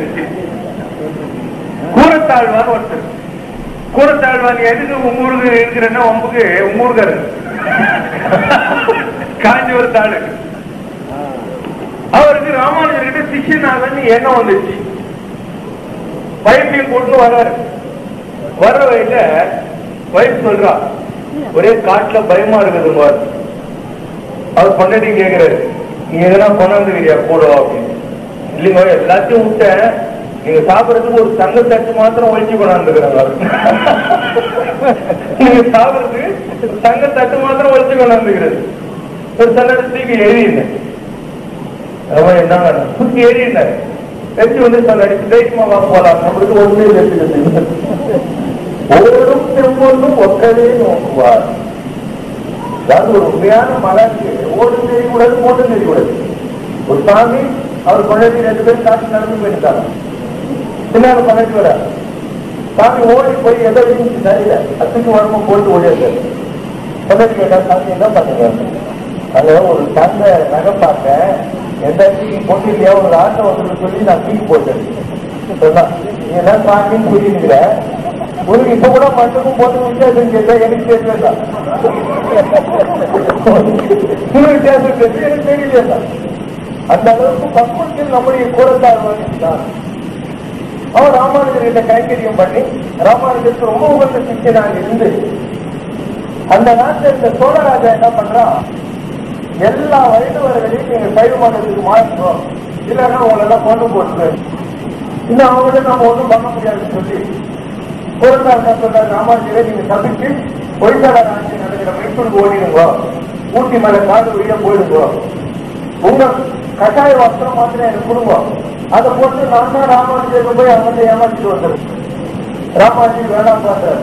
இல்ல இல்ல நீங்க குரு, நீங்க இதுதான் உலகத்துக்கே நல்லது, நீங்க தப்பிக்கணும் அப்படின்னு அவரை ராத்திரியை தொடர்ச்சி விட்டு கூறத்தாழ்வான் ராமானுஜருடைய அந்த துறவாடியை வச்சுட்டு அந்த சோழராஜா கிட்ட போறாங்க. சோழராஜா இவன் ராமானுஜர்கிட்ட கண்டுபிடிச்சிருக்கான். கண்டுபிடிச்சுன்னு ஒரு ஆளை கூப்பிட்டு இவன் 2 கண்ணையும் கூட்டுகிறார், 2 கண்ணையும் கூறாக்குது. கூறத்தாழ்வான் சொன்னா உன்ன மாதிரி பாவியை பார்த்த கண்ணி எதுக்கு இருக்கிறாங்க, அவருக்கு சொல்லி வீடு குடிச்சு அந்த மாதிரி மகா பாவியை பார்த்த கண்ணி எதுக்கு இருக்கு அவங்க இவரே நெருப்பு வச்சு 2 கண்ணி குடிக்கிறார். அவர் கண்ணு 2 போயிடுச்சு. எல்லாம் ஆகி ராமானுஜர் வர சோழராஜா இருக்கிறாங்க, திருவிகண்ட சோழன் பேர். அவன் பண்ண பாவத்துக்கு அவர் உடம்பு கூட புழு குடிச்சிருக்கு. திருவிகண்ட சோழன் நடிக்கிறான். மாணிக்கவாசகர் சொல்றார், தலை கொலையே இம்மையே ஆய சிவபதம் மதிக்கும் செல்வமே சிவபெருமானே. நான் புழுத்தன புலையன், ஆனா எனக்கு கூட நீ மோட்சம் கொடுக்குறியே, செல்வமே சிவபெருமானுங்கிற. அந்த மாதிரி இல்லாம இவன் பண்ண பாவத்துக்கு அவன் புழு கிருமி கண்டோட உடம்பு கூட புழு குடிச்சாவன. ராமானுஜர் சொல்றார், கொடுத்தாவா எல்லாம் ஆகி போச்சு, அவன் தான் தெரிஞ்சுதான் நான் வந்துட்டு திருப்பியும். ஆனா இந்த மாதிரி குருடனா தெரியப்பா, எனக்காக நீ குருடனானேன்ற பாவம் என் மனசுல எப்ப மாதிரி இருந்துகிட்டே இருக்கு. நான் காப்பாற்றப்பட வேண்டும் சொல்லி இந்த மாதிரி ஆயிடுச்சு. அதனால நான் உங்களுக்காக சொல்றேன், நேரா காஞ்சிபுரம் வரதராஜர்கிட்ட போய் நீ ப்ரே பண்ணு, நானும் ப்ரே பண்றேன், ஒரு கண்ணை கிடைக்கும் வந்துடுறேன். கூறத்தாழ்வான் நேராக வருகிறான். காஞ்சிபுரம் வரதராஜன் இடத்திலே வந்து அவன் உட்கார்ந்து தவம் செய்கிற போது வரதராஜ பெருமாள் அவருக்கு கண் கொடுத்தார். அப்போ கண் கிடைத்தது சுந்தரமூர்த்தி நாயனாருக்கு மாத்திரம் இல்லை, கூறத்தாழ்வானுக்கும் வரதராஜன் கண் கொடுத்தார். சரி, கண்ணை கொடுத்தது பெரிய விஷயம் இல்லை. வரதராஜன் கேட்கிறார், உன்னுடைய குருபக்தி நச்சுனம்மா, கூறத்தாழ்வானே உனக்கு ஒரு வரம் கொடுக்குற கேடு. கூறத்தாழ்வான் என்ன கேட்டா தெரியுமா? அதான் நீ தெரிஞ்சுக்கணும். அதை தெரிஞ்சுக்கினாலே நீ ஆன்மீகத்துக்கு வந்துட்டு நான் பெற்ற பெரும்பேறு நல்லூரானும் பெற வேண்டுவனே. நல்லூரான் யார் தெரியுமா? எந்த பாதியாக இவருக்கு கண்டுபிடிக்கிறாரோ அந்த ராஜா, எந்த ராஜாவனால இவருக்கு கண்டுபிடிச்சோ அந்த ராஜாவுக்கு இந்த மாதிரி அதிர்ஷ்டம் கிடைக்கணும், அவரும் உன்னை பார்க்கணும் அப்படின்னு கேட்கிறார். ராமானுஜரே சொல்றாரு, ஏன்னா அவன் எவ்வளவு பெரிய பாதி, அவனுக்கு போய் வரதராஜ தரிசனம் கிடைக்கணும்னு கேட்கிறேன். அது கூறத்தாழ்வான் சொல்றான், அவனால எனக்கு கண்ணு போகாம இருந்தா நான் வந்து வரதராஜன் அழமாட்டேன், எனக்கு கண்ணு கழிச்சு அவனையும் பார்த்துக்க மாட்டேன் பாருங்க. இதுதான் ஆன்மீகம் உணர்த்து. வலது பெருமாள் அதான் சொல்லுகிறார், நான் பெற்ற பெரும்பேறு இவ்வையம் பெற வேண்டுவது. உண்மையான மக்கள் அப்படிதான் தோணும். எனக்கு கெட்ட ஆனந்தம் உலகத்தில் எல்லாரும் வல்லலாரும் எவ்வளவோ அழகார் தரிசனம் கிடைக்கலையே, அப்பா ஐந்தே லருக்கே ஆனார் அமுதே நவில தர்மம் எல்லாம் கேட்கிறார். கடைசியில 7 திரைய விலக்கி அவருக்கு சிவபெருமானுடைய தரிசனம் கிடைக்கும். சொல்றார், 7 திரை விலகி கண்ட அதிசயம் என்ன வேண்டும் நடி, ஜோதி மலை உண்டாச்சு நடி, அழகா சொல்லிட்டே போறார். அந்த மாதிரி ஆனந்தமான தரிசனம் கிடைக்குது. இருந்தாச்சும் ராமலி அடிக்கிறார் அன்றார் ஓன் நடராஜர் கேட்கிறாரு, ஏப்பா நீ கஷ்டப்பட்டு என்ன பார்க்கணும்னு பாடித்தானே நான் உங்களுக்கு தரிசனம் செஞ்சியே அனுப்புறேன். அப்ப சொல்லுகிறார் வள்ளல் பெருமாள், இந்த தரிசனம் எனக்கு ஏற்ற மாதிரி உலகத்தில் இருக்கிற எல்லாருக்கும் கிடைக்கிறேன். இன்னும் நான் பெற்ற பெரும்பேறு உலகு பெற வேண்டுவனே. அதான் பரிசுத்தீங்க. அப்போ உங்க காஞ்சிபுரம் என்பது கண் கொடுக்கும் ஸ்தலம். திருமலையாட்டம் அவன் கணிகண்ணன். ஒரு நாள் ராஜா கோபம் வந்துச்சு, கணிகண்ணன் நாட்டை விட்டு தொலைச்சிருந்த. திருமலை நேரம் பெருமாள் கிட்ட போனார். கணிகண்ணன் போகிறான், மணிவண்ணா நீ பையனா பாய் சுருட்டி வா, உனக்கு என்ன வேலை? என் பின்னால் சென்ற பசும் கொண்டலே, பையனாக பாய் சுருட்டி பசுந்தமிழின் பின்னால் சென்ற கொண்டலே. தமிழ் பின்னால் போனான் வரதராஜ பெருமாள். அப்ப உங்க ஊர் என்ன ஊரு? பண் கொடுத்த ஊர் மாத்திரம் அல்ல, பண் கொடுத்த ஊர். அடுத்தது என்ன சொன்ன? மண் கொடுத்த ஊர். வேற காமாட்சியம்மன் கோயிலுக்கு போ. காமாட்சியம்மாவுக்கு பக்கத்துல தர்மசாஸ்தான்னு ஒரு சன்னிதி இருக்கும். அங்கே பூர்ண புஷ்கலையோட தர்மசாஸ்தா உட்கார்ந்து இருப்பார். அங்க போனீங்கன்னா போட்ல ஒரு பாட்டு எழுதி வச்சிருக்கு.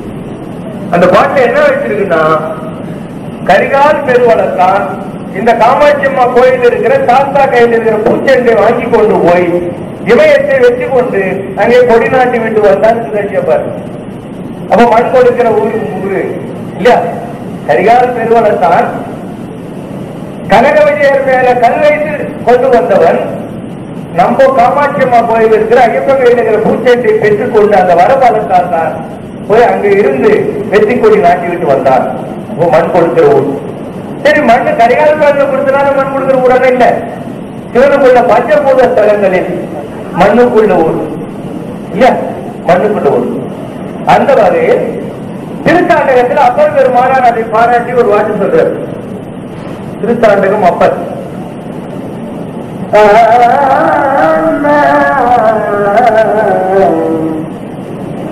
முந்தைகள் மூவரிலும் முதலானார் மூவிலை மூர்த்திக்கான் முருகவேற்று தந்தைக்கான் தற்கடமா முகத்தினருக்கு. அப்போ கண் கொடுத்த ஊராட்சி, பண் கொடுத்த ஊராட்சி, மண் கொடுத்த ஊராட்சி, அடுத்து பொன் கொடுத்த ஊர். எப்படி பொன் கொடுத்ததுன்னா, வேதாந்த தேசிகர் உங்க ஊர் தான். வேதாந்த சிங்கம் ஆகிய வேதாந்த தேசிகர் உங்க ஊர் தான், காஞ்சிபுரம்.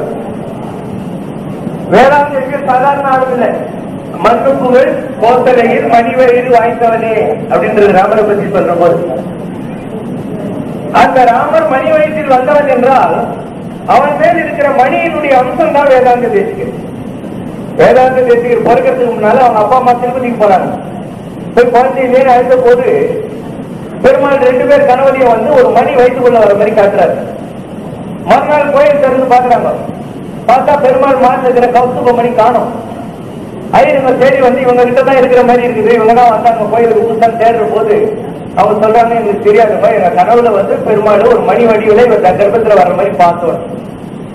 கோயிலுக்குள்ள போனோடனே அந்த ஐயன் உடம்புல பெருமாள் வந்து, ஆமா ராமானுஜருக்கு அப்புறம் இந்த மதத்தை காப்பாற்றுறதுக்காக நான் வந்து ஒரு மணியை உற்பத்தி செஞ்சு அவன் மணி வயிற்றில் போட்டிருக்கிறேன், அதனால என் மணி தான் அது, காணலன்னா கவலைப்படாது. வெங்கடாஜலபதியினுடைய பரம கிருபையினாலே அவனுடைய கௌஸ்துப மணி தான் வேதாந்த தேசிகராக இந்த மண்ணில் வந்தது. அவரை டெஸ்ட் பண்ணணும் 9,000 பேருக்கு அந்த காலத்துல. ஏன்னா அவருக்கு தெரியாத வித்த கிடையாது. வேதாந்த தேசிகரே ஒரு கொத்து மேட்சி வந்து என்ன மாதிரி கட்டுவியா நீங்கினாரு, கிணறு கட்டி காமிச்சார். இன்னொரு என்ன மாதிரி செலவழிப்பியான்னு வந்து கேட்டான் ஒரு பொற்கொள்ளர். அதே மாதிரி ஒரு செலவழிச்சு காமிச்சார். இது டெஸ்ட் உண்டு. ஆதிசங்கரத்துக்கு தெருவு செய்கிற ஒரு தொழிலாளி போய், நீங்க சகல கலா வல்லவர் அப்படின்னு சர்வசேப்பியனை ஏற்கீங்களே அப்படின்னு சொல்லி செருப்பு தைக்க தெரியுமா, ஒன்னே பண்றான்னு சொல்லி ஒரு செருப்பு எடுத்தாரு, நூலை எடுத்தாரு, மூக்கில் இப்படி தேய்ச்சாரு. செருப்பு தைக்கிறவங்க என்ன பண்ணுவாங்கன்னா, அந்த முழுக்கு மாதிரி இருக்குது மூக்கு மேல, அது வச்சா கரெக்டா மாஞ்ச மாதிரி வரும். சரி, அது ஆதிசங்கர் அப்படி பண்ண உடனே மிரண்டு போய் அம்மா விட்டுருவங்க எல்லாம் தெரியும். வேதாந்த தேசிகர் பில்டிங் கட்டி காமிச்சிருக்கிறார், செலவழிச்சு காமிச்சிருக்கிறார். அவரை டெஸ்ட் பண்ணணும்னு ஒரு ஏழிய அந்த சாமியா இருக்கிறாரு, நிறைய துட்டு அடிச்சிருக்கிறாரு, அவருக்கு வித்தியா இருக்கிறார். இவங்களுக்கு என்ன, அவர் துட்டு இல்லைன்னு சொன்னா அது வெக்கப்பட வைக்கணும்.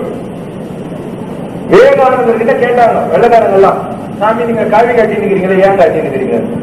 அவர் சொன்னாரு, சன்னியாசிக்கு காவி வேணும், நான் ஒண்ணும் கட்டிக்கலப்பா, நானே தரப்பு ஏழை, எங்கிட்ட இன்னொரு ஏழை துட்டு கேட்டு இல்லைன்னு சொல்றது வெக்கமா வச்சு கட்டிக்கிட்டு அவன் கேட்க மாட்டான் பாரு. அதுக்குதான் காவிக்கு அவர் சொன்னா அர்த்தம், நானே ஏழை, இன்னொருத்தர் கேட்டு இல்லைன்றதுக்கு வெக்கமா இருக்கு. ஏனென அதனினும் இழிந்தன்று, ஈயன இரத்தல் இழிந்தன்று, ஏனென அதனினும் இழிந்தன்று. ஆனா மகான் பிச்சைக்காரன் நினைச்சு கூட பால பிரம்மச்சாரியாக இருந்த ஆதிசங்கராச்சாரியா ஒரு ஏழை பொன்மணி ஊரு பூரா தேடி பார்த்து ஒண்ணுமே இல்லையேன்னு சொல்லி ஒரு நெல்லிக்காய் கொண்டாந்து போடுறார். இவருக்கு ரொம்ப கஷ்டமா இருக்கு. ஒரு பத்திரமா சிவபெருமான உலகத்துல அப்படின்ற போது அசிரி கேட்கு. மற்றவர்களுக்கு ஒத்தாசம் பண்ண முடியாதவருடைய பச்சாத்தாபத்தினால உலகத்துக்கு ஒண்ணும் லாபம் இல்லை. ஒண்ணு அப்படியா அப்படின்னு மாலை நோக்கி கனகதாரா பாடினாரு. உடனே தன்னும் மழை போயிடுச்சு. யோசனை பண்ணிப்பார். அதாவது இன்னொருத்தருக்கு தங்க மழையை பொய்ய வைக்க ஆதிசங்கருக்கு இருந்தது, அவனுக்கு துண்டு தெரிகிறது அவனுக்கு தெரியாத. ஒரு மகான் என்பவர் பேங்க் மேனேஜர் மாதிரி ஒரு 5 கோடி ரூபாய் அவன் லோன் கொடுக்க முடியும். அவன் பிள்ளைங்க நாளைக்கு என்ஜினியரிங் காலேஜுக்கு 10,000 ரூபாய் எடுத்து போன அரசு. ஒரு மகான் தான் பெற்ற அருளை தான் அனுபவிக்க முடியாது, உலகத்துக்கு தான் கொடுக்க முடியும். வித்யாரண்யர் பெரிய மகான், அவர் கடும் தவம் புரிந்தார் மகாலட்சுமி இடத்துல. மகாலட்சுமி தரிசனம் கொடுத்தார். கொடுத்த உடனே, அம்மா எனக்கு நிறைய துட்டு கொடு, கஷ்டத்துல இருக்கிறார். மகாலட்சுமி சொன்னா, அப்பா நீ பண்ண பூஜைக்கு அடுத்த ஜென்மத்திலே நீ கோடீஸ்வரனா இருப்ப, ஆனா இந்த ஜென்மத்துல உனக்கு அந்த பாக்கியம் கிடையாது அப்படின்னா கொஞ்சம் இது அப்படின்னு நேர குளத்துல போனாரு. ஒரு முழு முழுகி பூங்குல அறுத்து போட்டு, நான் சாமியார் ஆகிவிட்டேன், சன்னியாசி ஆகிவிட்டேன், அடுத்த ஜென்மம் வந்து துட்டு கொடுங்க. சன்னியாசி எடுத்துக்கினா அடுத்த ஜென்மம் வந்துருது, துட்டு கொடுத்தாரு. அந்த மாதிரி சித்தினே இப்படி கொட்டினான். தலைமையில கழிச்சு ஓன அழுதாரு. மகாலட்சுமி கேட்டா, ஏன்பா நீ கேட்டேன்னு துட்டு கொடுத்துருங்க அழுவுற, நீ சொன்ன பேச்சு கேட்டிருந்தா அடுத்த ஜென்மத்திலேயாவது நீ கொடுக்குற துண்டு வச்சு அனுபவிச்சிருப்பேன். இப்போதான் நான் சாமியா ஆகிவிட்டு என்ன செய்ய துட்டு வச்சுருப்பேன், நான் சன்னியாசி ஆகிவிட்டு என்ன செய்ய துட்டு வச்சுருந்தேன். மகாலட்சுமி சித்தினே கொஞ்சம் யோசனை பண்ணி பாரு, உனக்கே தெரியும் தான். உட்காந்து தியானம் பார்த்தாரு. 2 பசங்க ஆடு வச்சுட்டு இருந்தாங்க. அவங்க 2 பேருக்கு மகாராஜா ஆகிற யோகம் இருந்தது. இவரும் அவங்களை தேடி போய் அவங்களை கூட்டு தன் பணத்தெல்லாம் கொடுத்து ஒரு ராஜ்யத்தையும் உருவாக்கினார். அந்த ராஜ்யம் விஜயநகர சாம்ராஜ்யம். ஹரிஹரர் குக்கர் என்ற 2 ஆடு மேய்க்கிற குழந்தைகள். அதை வச்சுதான் மீனாட்சி அம்மன் கோயில், திருமலை நாயக்கர் மகால், ராமேஸ்வரம் கோயில், திருப்பதி கோயில் எல்லாம் நடக்கும். ஒரு சன்னியாசியினுடைய பணத்தில் அவன் மகாலட்சுமி இடத்தில் யாசித்து பெற்றதில்லைதான் அந்த கோயில் எல்லாம் வந்தது. இரண்டாவது உதாரணம். அதே மாதிரி நம்ம வேதாந்த அவர் எல்லாம் அனுப்பிச்சுடுறாங்க. அவன் வெக்கப்பட்ட துட்டின்னு சொல்லிட்டு ஏழை போய் சாமி ரொம்ப கஷ்டம், நீங்க ரொம்ப வசதியான ஆளு, உங்களுக்கு கேட்க சொன்னாங்க. அவர் அவளை தானே வாப்பா அப்படின்னு நேரம் கொண்டு போனாரு. கோயிலுக்குள்ள ஊருக்கு போய் பெருந்தை தாயார் சந்நிதியில அவர் ஒரு பாட்டு பாடுறாரு. தயாசாதகன் பேரு. அம்மா இவன் ஏழை என்ன கேட்டான், நான் என்ன சொல்றது இருக்கு. ஒண்ணு அம்பாள் பொன்மாடியில் போயிருந்தாள், அது உன் போதுதான். அப்ப நான் என்ன சொன்னேன், பொன் கொடுக்கும் ஊர் என்று சொன்னேன்.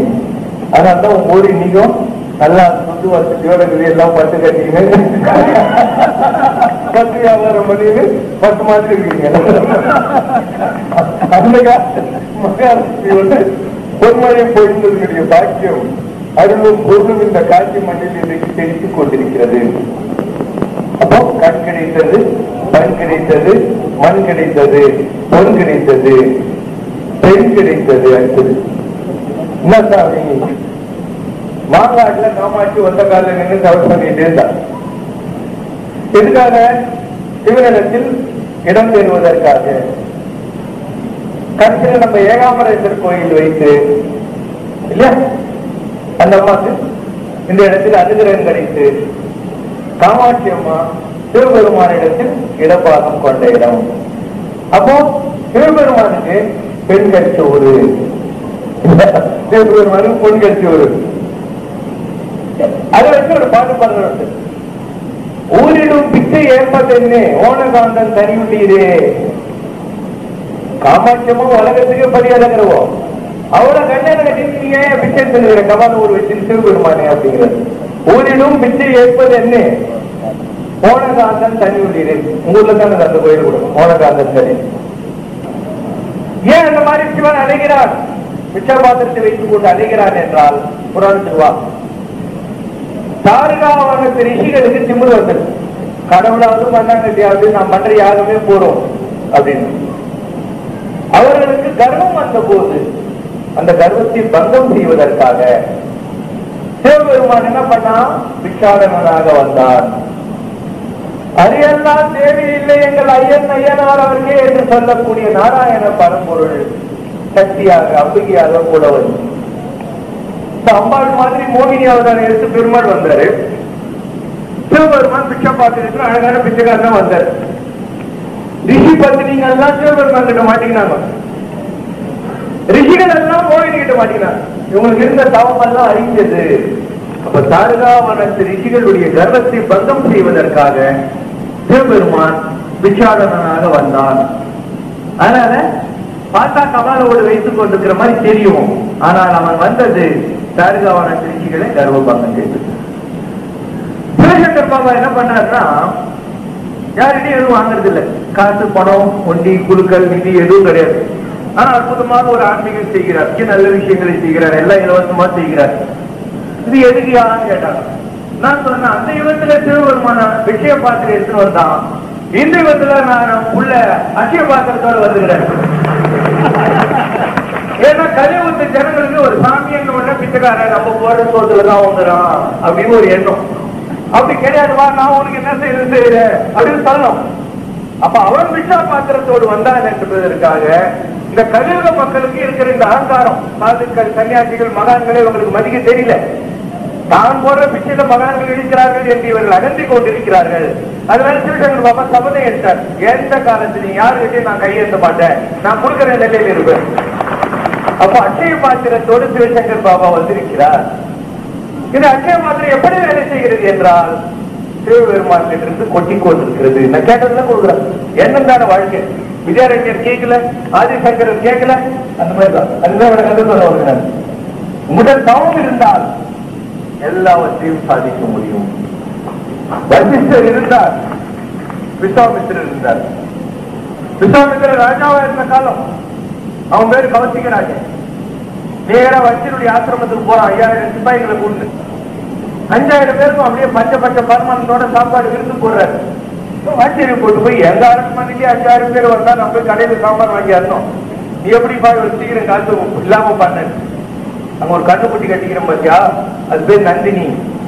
தேவலோகத்தில் இருக்கிற காமதேனு நமதேவ் காமதேனுவே அதனுடைய கண்ணுக்குட்டி. நான் கேட்டதெல்லாம் கொடுப்போம், நான் தவம் செஞ்சு வாங்கியிருக்கிறேன்.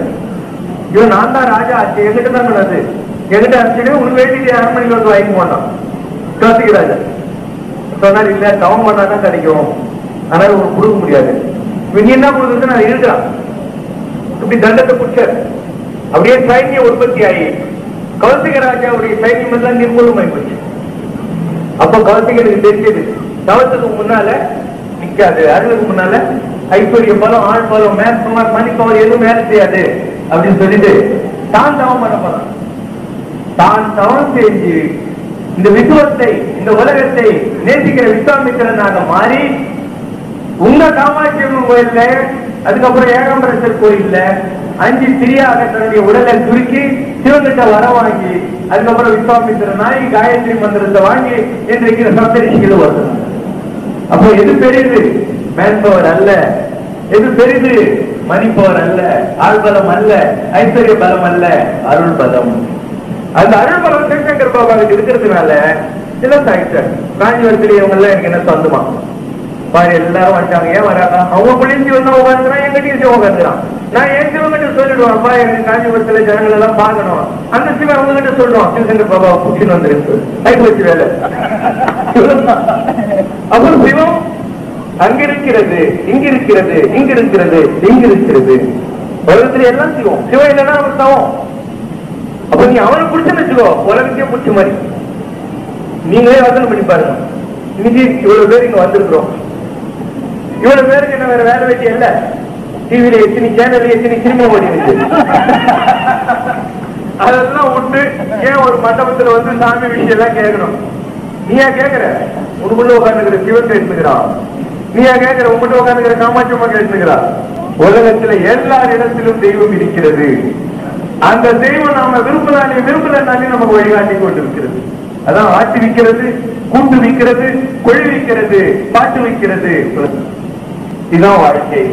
ஆட்டு வைத்தால் யாரோ ஆகாதாரே அப்பொழுது பெருமான் சொல்லுகிறது. ஆனால் நாம் எல்லாம் உந்தனோடு உறவே எமக்கு இங்கே ஒழிக்க ஒழியாது. பகவானே, எற்றைக்கும் 7 பிறவிக்கும் உந்தனோடு உற்றோமே ஆவோம், உந்தனைக்கு ஆட்சேவோம் என்ற நிலையில பக்தர்களாக இருக்கிறதுனால, அந்த பகவானுக்கு பிரீதியானவர்களாக இருக்கிறதுனால அவன் நம்ம எல்லாம் ஒன்றாக்கி கொண்டிருக்கிறான். இதுதான் சிவசங்கர் பாபாவின் ஆன்மீகம். மனமே ஆலயமே நீ உணர்வாய் மானுடமே, நினைவை ஒன்றதிலே நிலைத்திடவே பேரின்பமே, முக்திக்கிங்கு பக்தி வழி என்றுரைத்த தேவலை, சக்தி பெற மண்ணடி சென்றால் துலங்கிடும் இறையின் கலை, மனமே ஆலயமே நீ உணர்வாய் மானுடனே. பிரம்மத்தை உணர்ந்ததனால்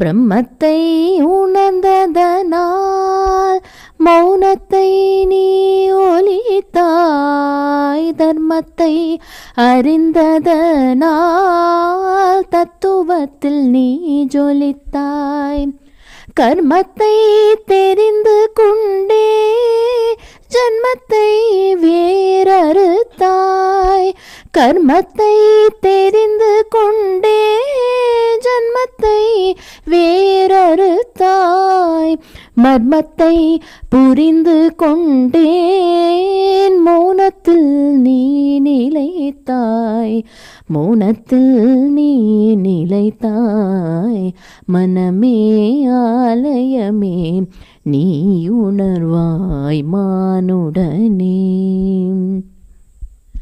உன்மத்தம் மீறையதன் மேலா ஆ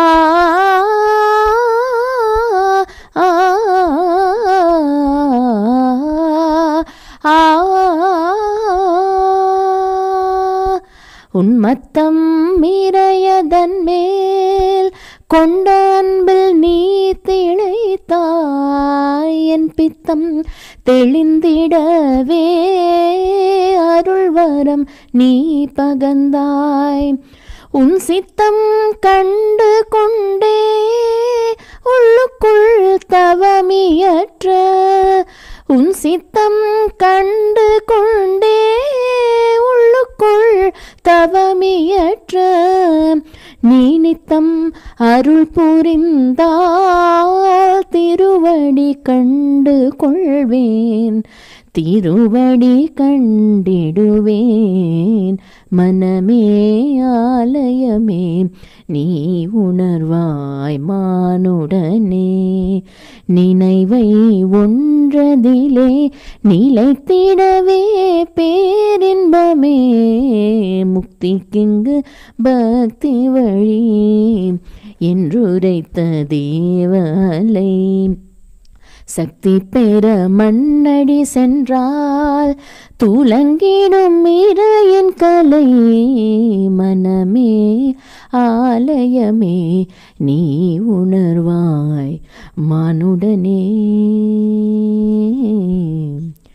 குறை ஒன்றுமில்லை மறைமூர்த்தி கண்ணா, குறை ஒன்றும் இல்லை கண்ணா, குறை ஒன்றுமில்லை கோவிந்தா.